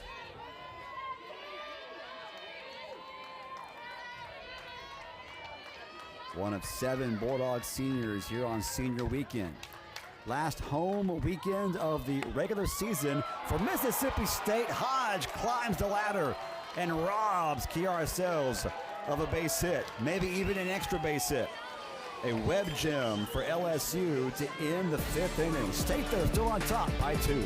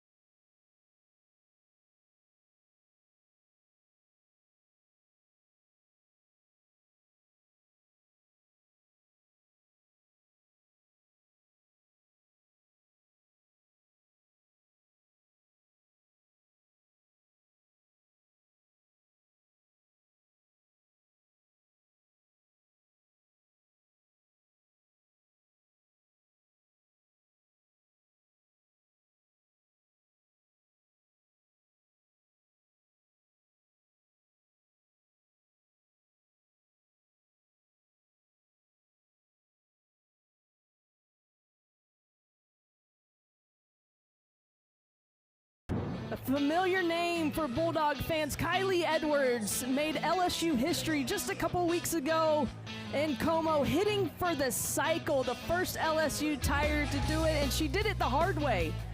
The last one left was the triple, and she got it. I mean, Kylie Edwards has been really hot as of late, and to hit for the cycle and make history in your first year as a Tiger, pretty special work to write your name in a record book that way. Remarkable accomplishment to hit for the cycle. That was just a couple of weeks ago, earlier this month. Yeah, I heard Beth Torina talking about in her last at bat when she got the triple that the dugout's yelling, go to 3, go to 3, and she turns around and says, why? They're like, the cycle, and then she's, go 3, go 3. The triple, obviously, is always the toughest of those 4 types of hits to get. And you have to, but sometimes if it's the last one and you're aware of it, I'm not sure she was aware of it, but if you're aware of it, then you'll be a little extra aggressive maybe, depending on time and score. You're coming out of that box. Inning and score, yeah. You're coming out of the box hot. What stop sign? I didn't see, Coach. Yeah, I didn't see anything. Sun was in my eyes. 1-1 the count on Edwards, who leads things off in the top of the 6th for LSU. Ooh, up and in, hits her. Second time Edwards has been plunked. The former Bulldog player getting hit twice as she makes her return to Starkville.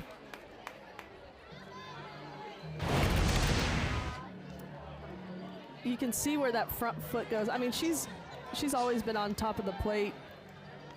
Edwards doesn't love it, but, you know, if you're going to crowd the plate, pitchers are going to come inside, and, hey, if you're LSU, you're happy she's on base. That's right. And Edwards got hit a lot as a Bulldog player, too. That's just part of her style. And if you're wondering, well, is this any kind of like retaliation? Faircloth and Edwards never played with one another at Mississippi State, so I highly doubt that's in play at all. Alex Franklin at the dish now for LSU. Tying run at the plate for the Tigers. No one out. Yeah. As good as Faircloth has been, she's got to be extra good here and try to close things out. Yeah, especially third time through the lineup.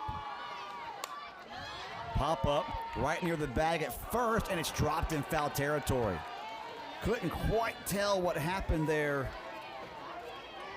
But Ernstis, I think she got tripped up or was concerned with the base. Yeah, and I think you're right. Kind of playing with the base there. Distracted her, lost her concentration on the ball. Ends up being a strike. So a ball and 2 strikes, but I know you see the former teammates kind of having a laugh over there. Ernstis and Edwards. Ground ball to short. Flip to second. Relay to first. Not in time. Lead runner, though, is erased. An important out to get for the Bulldogs. Reaching on the fielder's choice is Franklin. Edwards will head back to the dugout. 1 on, 1 gone. Yeah, so many times you see when you give a hitter an extra pitch, an extra strike after a misplayed ball, something bad happens, but good job for Morgan Stiles. She's just been so good at shortstop this year. Consistent in the box, but just holding down that shortstop position.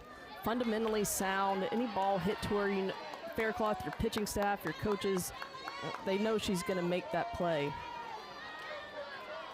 Tori Edwards at the plate.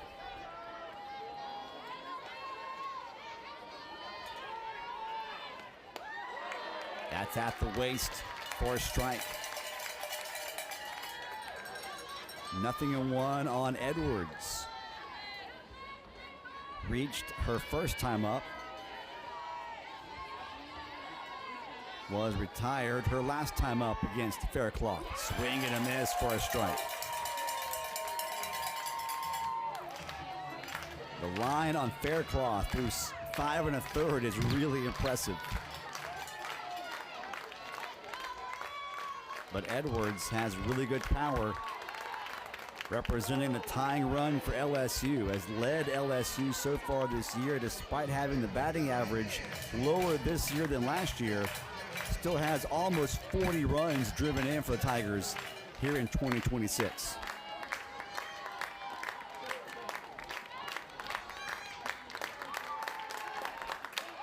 Ground ball to third.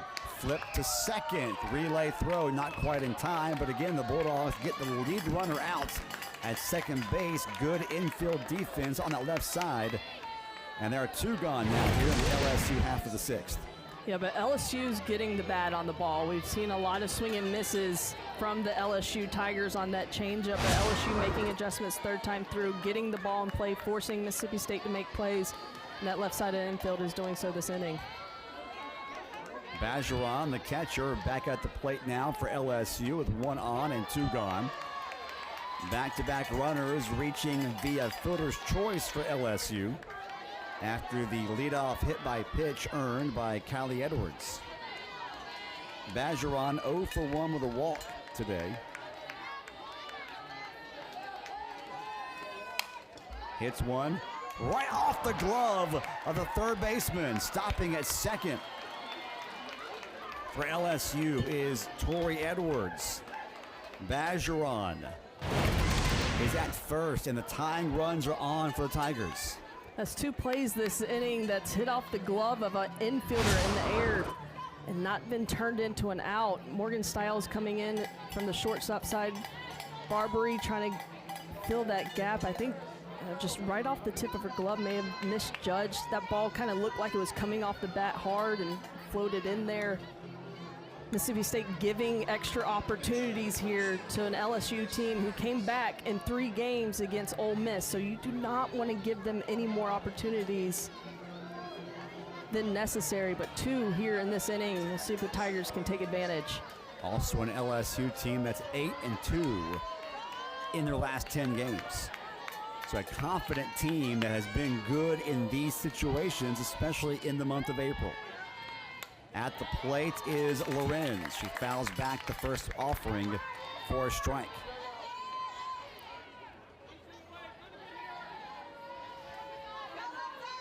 That was ruled a base hit, so an infield single for LSU. Bajaron at first, Edwards at second, and 0-2 the count on Char Lorenz. She quickly falls into the 0-2 hole against Faircloth, who has double-digit strikeouts in the ballgame. Change up, swing and a miss. An excuse me swing, and with the tying runs on base, Lorenz goes down swinging for out number 3. Dogs maintain a 2-run lead.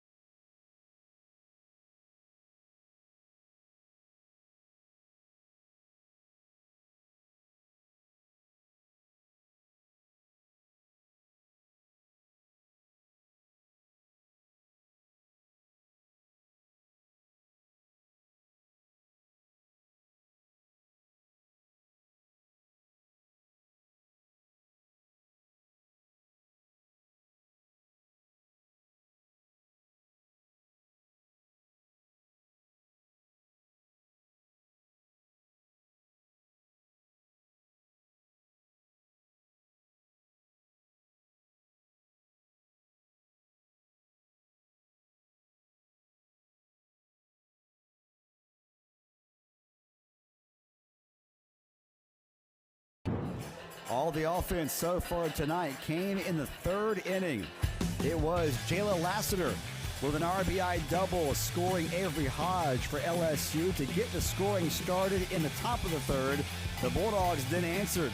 The senior Nadia Barbary a double off the wall. Then Paige Ernstis came up and hit a 3-run blast, her 2nd home run of the year. And that is where we stand here in inning number 6. Mississippi State 3, LSU 1. Alongside Brittany McKinney, I'm Anthony Craven. We knew that on paper these two teams looked very even. We knew it could be a really good pitching matchup, and it's played out almost the way we thought it would in terms of the score and how we got here. Maybe not so much who got us here. I mean, I'm not sure I had a Paige Ernstis 3-run shot with 2 outs on my bingo card, but here we are 3-1 in the 6th inning. Don't think that's surprising to anybody who watched how this thing was going to unfold before the weekend started. Yeah, you're exactly right. I mean, it was just 2 missed pitches by 2 pitchers so far in this game, and hitters taking advantage of it. Hitting hasn't been, the characteristic for either of these teams that you would hang your hat on, but come up with a couple big swings, and the pitchers also doing their jobs. I mean, just 1 missed pitch for each pitcher, and then Monticelli coming in for Heavner has done a fantastic job settling things back down and not allowing Mississippi State to extend that lead, keeping things close for these LSU Tiger bats to try and chip away.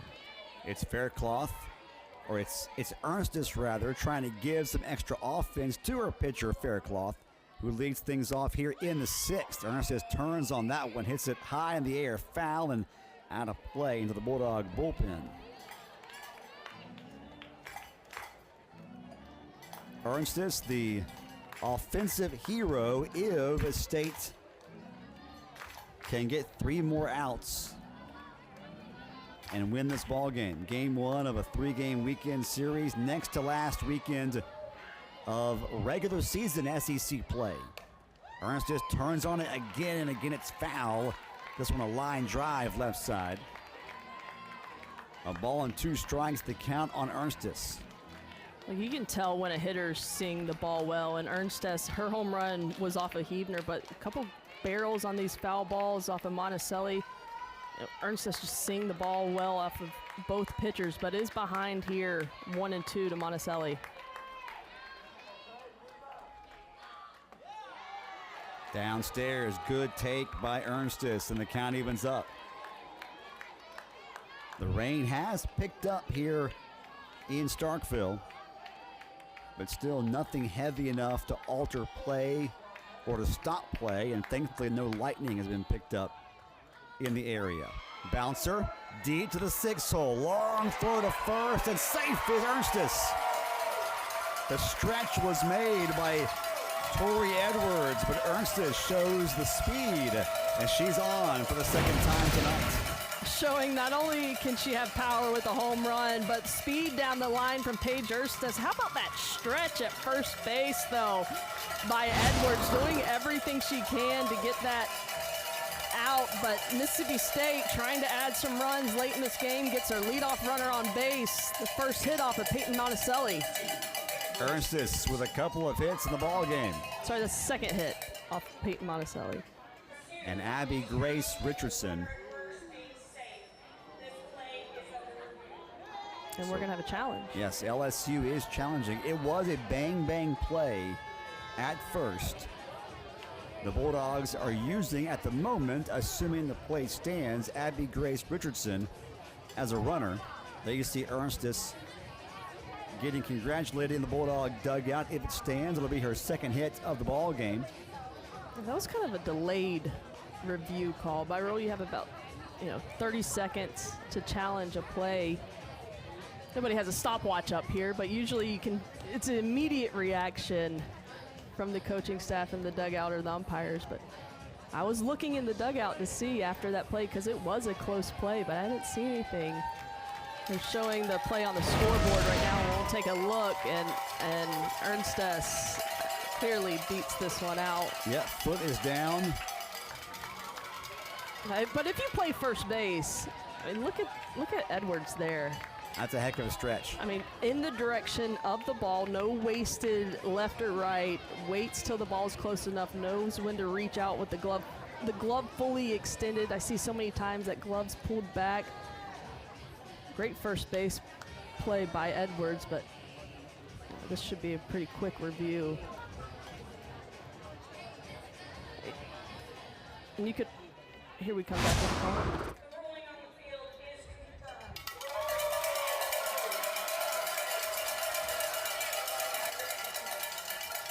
So as expected, the call is confirmed.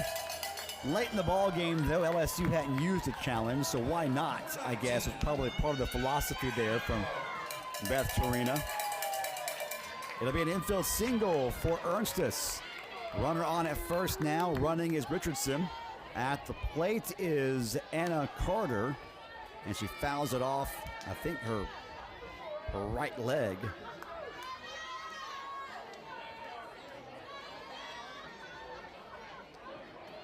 Strike one to the senior Carter.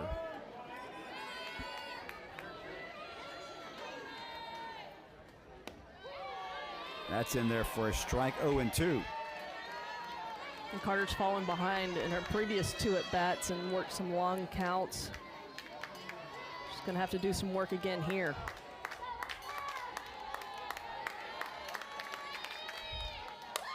Hits one high into the air. Not very deep in right center. Coming in and making the grab is Franklin for out number 2.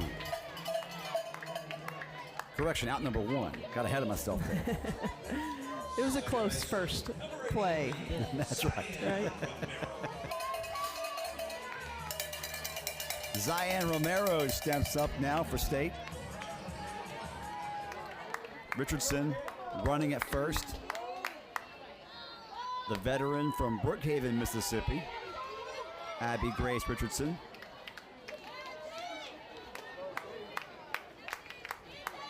Zion Romero at the plate.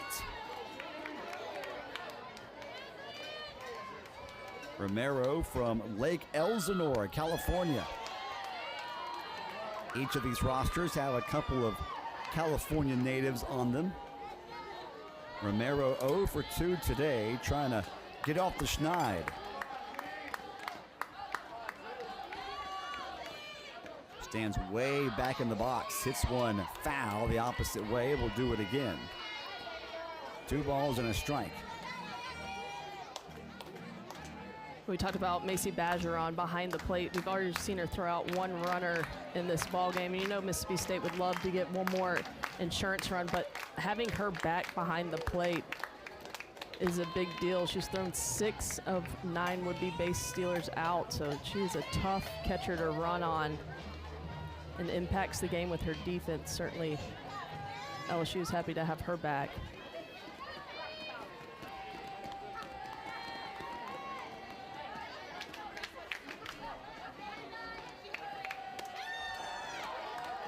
Having a veteran presence behind the plate is incredibly important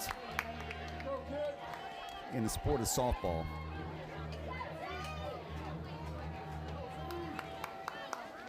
And Badgeron, even if she's not 100%, is going to be LSU's best option at catcher. There you see the throw is going to be off to the left from our vantage point, and that'll be an easy, actually it was a walk anyway, wasn't it? It was ball 4. So either way, State will advance the runners. So do not give Richardson a stolen base. Instead, she advances on the base on balls. There are 2 on for the Dogs with less than 2 outs. You can see the infield come together for LSU after that, kind of wiping hands on each other's pants. You can see the rain starting to come down a little bit heavier than it has been.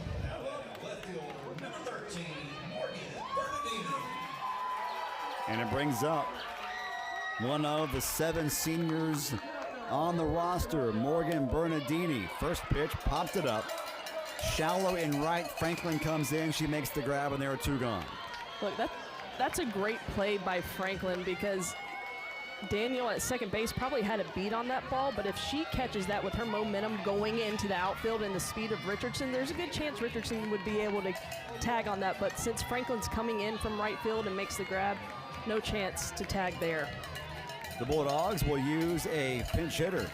Head coach Samantha Ricketts has elected to put out number 1, Greta Grassel. So Grassel will pick up the bat for the first time tonight.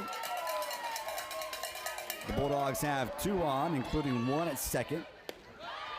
So 1 runner in scoring position, looking for some insurance. They lead by 2 here in the 6th. And Grassel, the Wisconsin native, a 5'7" lefty hitter, steps up against the right-handed pitcher, Monticelli, and it comes in and hits her. No, hit the handle of the bat. Hit the knob of the bat, I believe. I hope so, because Grassel did not try to sell that one bit. Coming in hot. Yeah, clear barrel, knob of the bat. Grassel's probably glad it didn't hit her as hard as that Peyton Monticelli can throw the ball. You can only cover your arms with so many shields. A ball like that would have stung for sure. Grassel hits one through the wickets of Hodge at third. Richardson rounds third. She will score. Sliding in is Romero. Throw gets away. Coming home is Romero. She scores. The Dogs plate 2. A pinch hit. Quality at bat from Greta Grassel. And Mississippi State opened it open 5-1 here in the 6th.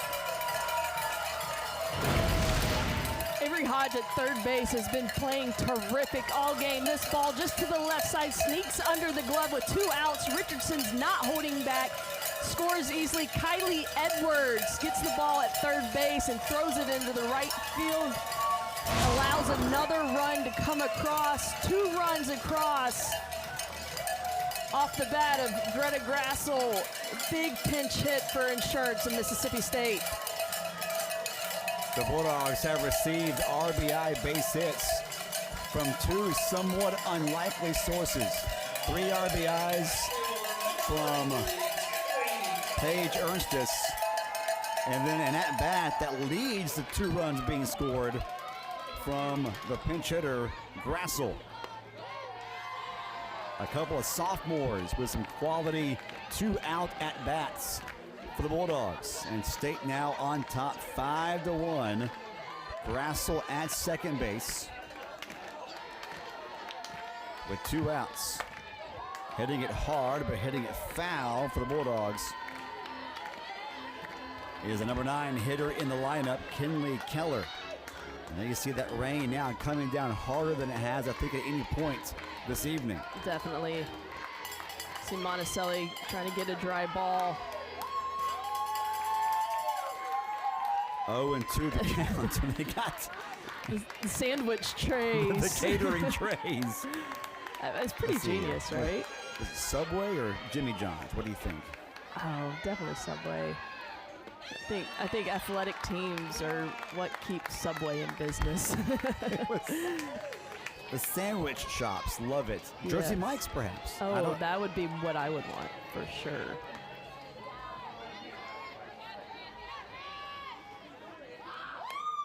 This ball lifted right out to the edge of the grass near second base.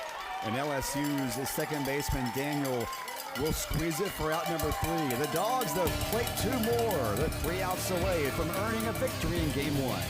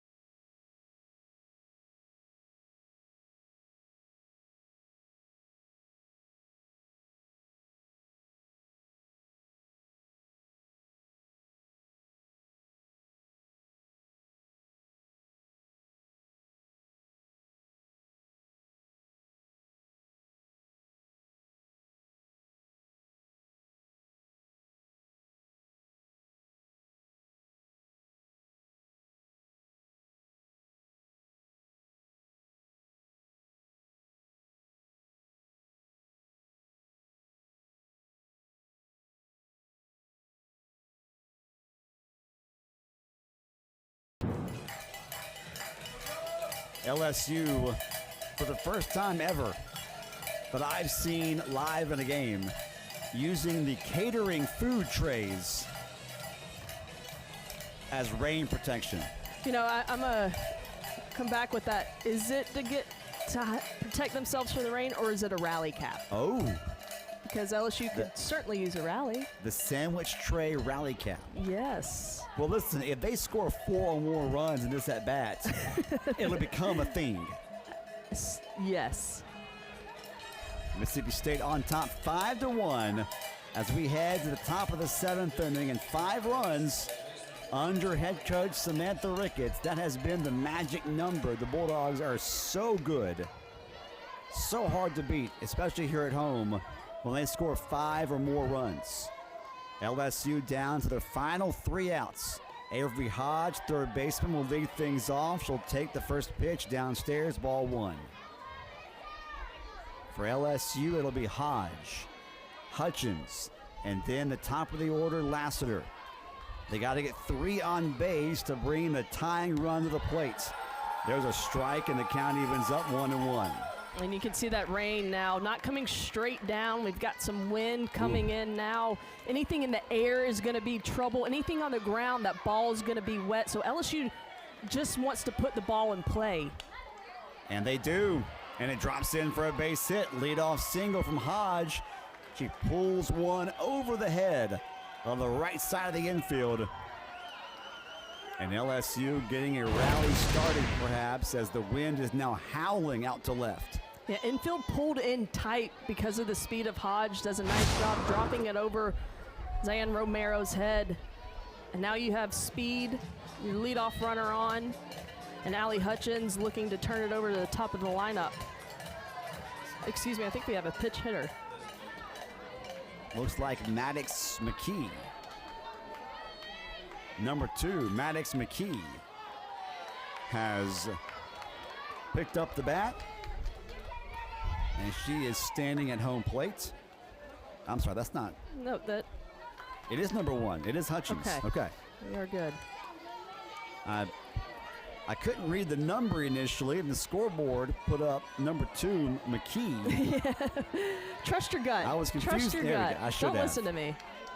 And number 1, Allie Hutchins, the starting number 9 hitter, is at the plate right now for LSU. Hutchins, a Kentucky transfer, trying to get on base, trying to spark a rally for LSU. In these conditions, as the wind picks up, the rain picks up, I don't think it's enough to call it yet, but it certainly benefits the offense. You see Faircloth coming off to get a dry ball. And if you're a pitcher, it doesn't matter how long it takes. You want to make sure you have a dry ball, and the umpires are huddling together. I don't know why they're taking more time here.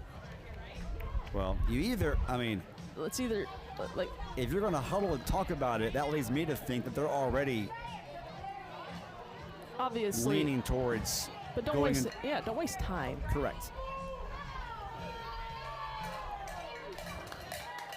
We do have about 100 yards behind us these same 2 universities playing in a baseball game, and they are still playing.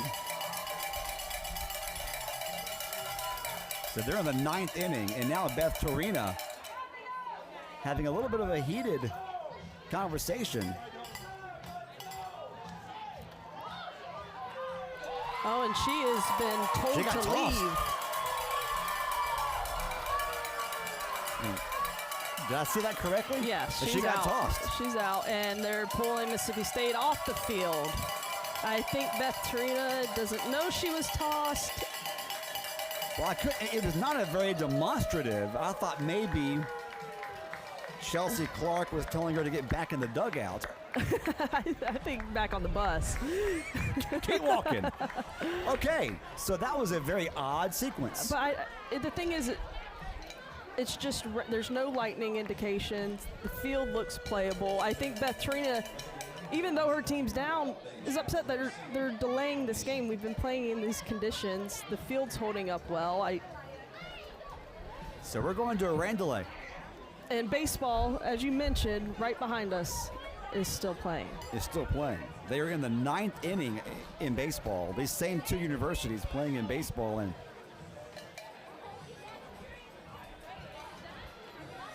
so the grounds crew is coming out. So here we are in the top of the 7th inning. LSU down to their final 3 outs. The Bulldogs of MSU nursing a 4-run lead. 1 runner is on. It's a 1-1 count to the current hitter. And we're going into a rain delay. The tarp is coming out, which means once the tarp gets on the field, you got at least 45 minutes. And I don't know if it's just me, but it looks like the rain's is starting to lighten up. But we'll see. We'll see. So let's go to a break. We're going to head to a break, and we'll come back and try to recap what we've seen and what we think may be happening here. So we'll head to a break and come right back in a little bit.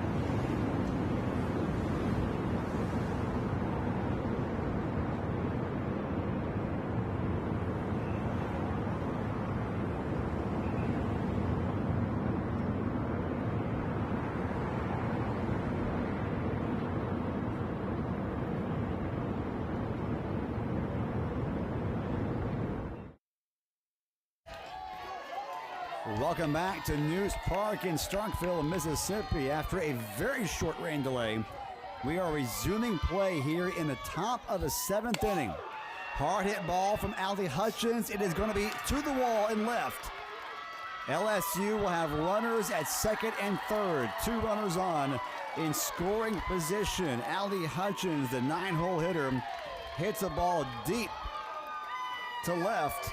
And that's how we resume with some fireworks here as LSU is desperately, Brittany, trying to get back in the ball game. She must have been visualizing that pitch from Alyssa Faircloth, that entire rain delay, first pitch swinging right to the gap, wasting no time, letting Faircloth getting settled back in. Now LSU making some noise, runners second and third, down by 4, no outs. Hodge at third, Hutchins at second. Top of the order is Dua. We also did get confirmation during the break that LSU head coach Beth Torina was tossed right before we went to the rain delay. There's that breaking ball, and it's in there for a strike to Lassiter. I think Torina tossed for arguing her case for her pitcher had to pitch in the conditions. Wanted to see Mississippi State out there in the rain as well. That ball misses down and away. Now the count's even at 1-1. So this was right before we went to rain delay. Beth Torina told to get out of here, but I don't think she realized that she was tossed until it was time to get ready to resume the ball game. And then game operations officials and the umpires told her, you can't be here. What are you doing? Why are you still here? She was surprised, to say the least. You see there after the rain delay. That's in there for a strike. 2-2 the count. Some fans have left, but the ones who have stayed are being very vocal now in their support. A base hit right here would divide State's lead in half. With Daniel in the on-deck circle. Ground ball to first base. Gonna be a foot race. Getting there just in time. Diving to first base from Mississippi State. Abby Grace Richardson makes the defensive stop. And the runners stayed put. What a mistake. What a base running mistake by LSU. Mississippi State's defense conceding the run by playing deep. You see Richardson with a nice play, but the fact that Hodge is still on third base with her speed is mind-blowing to me right now. A bizarre moment. This ball headed to right field, and it's grabbed in shallow right field by Romero, the second baseman, and quickly there are now 2 gone, and Hodge remains at third, and Hutchins remains at second, and now LSU down to their last outs.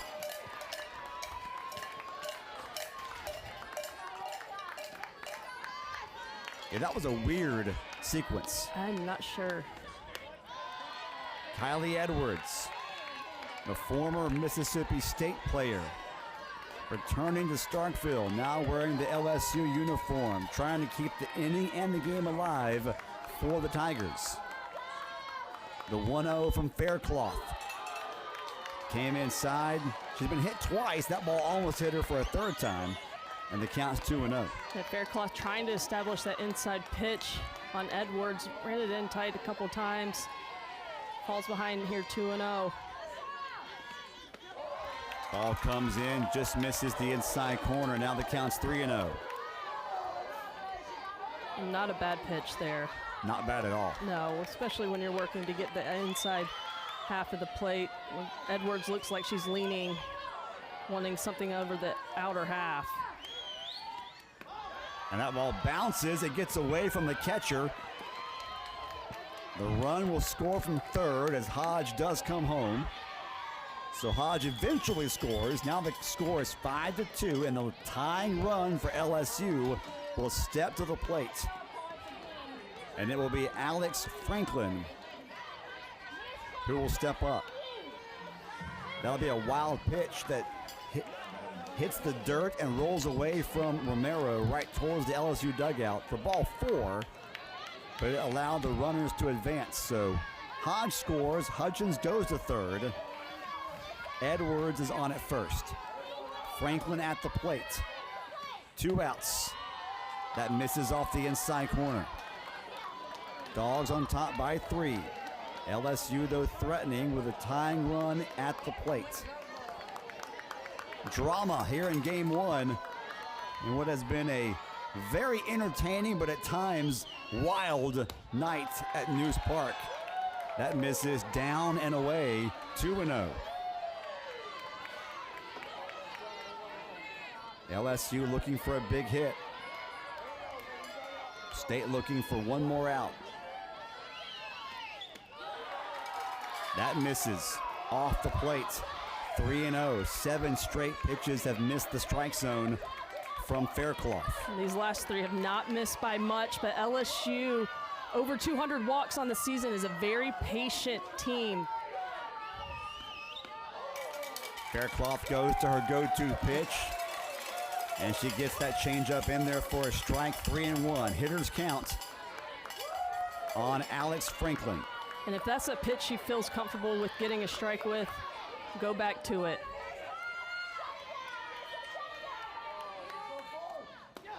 That ball comes up and in and misses. Bases are loaded. Tying runs are on the bases for LSU. Lead run is at the plate. And it's one of the better home run hitters in recent LSU history.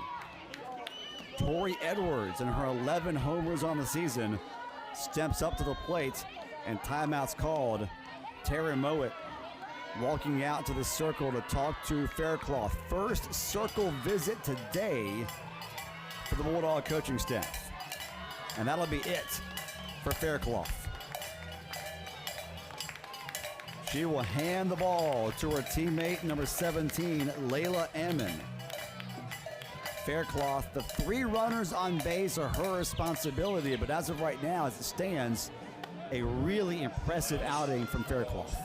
Yes, just to say, I'm a little shocked on this pitching change. Maybe the break got Faircloth kind of out of sorts. We saw her throw the 7 straight balls there. But Amen coming in a major situation with the bases loaded, one of the most powerful hitters up to bat, and a 3-run lead. Number 17, Amen, right-handed pitcher, 5'11" sophomore from Gulf Breeze, Florida, a transfer from Middle Tennessee. And Brittany, what can you tell us about the brand new Bulldog pitcher?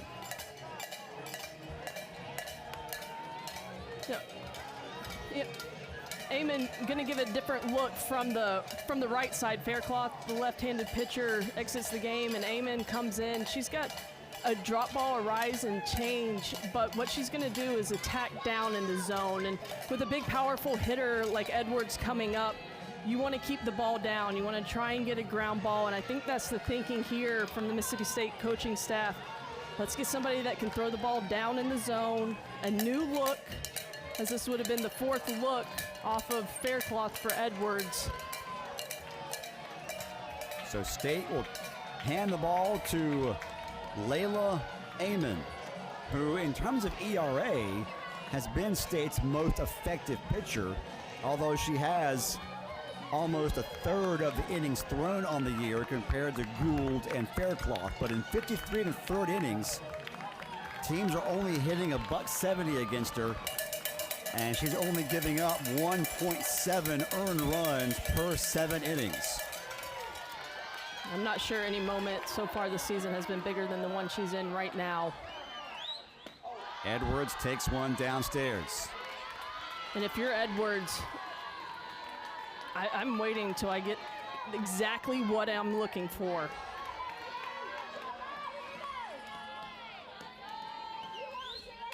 That ball's outside.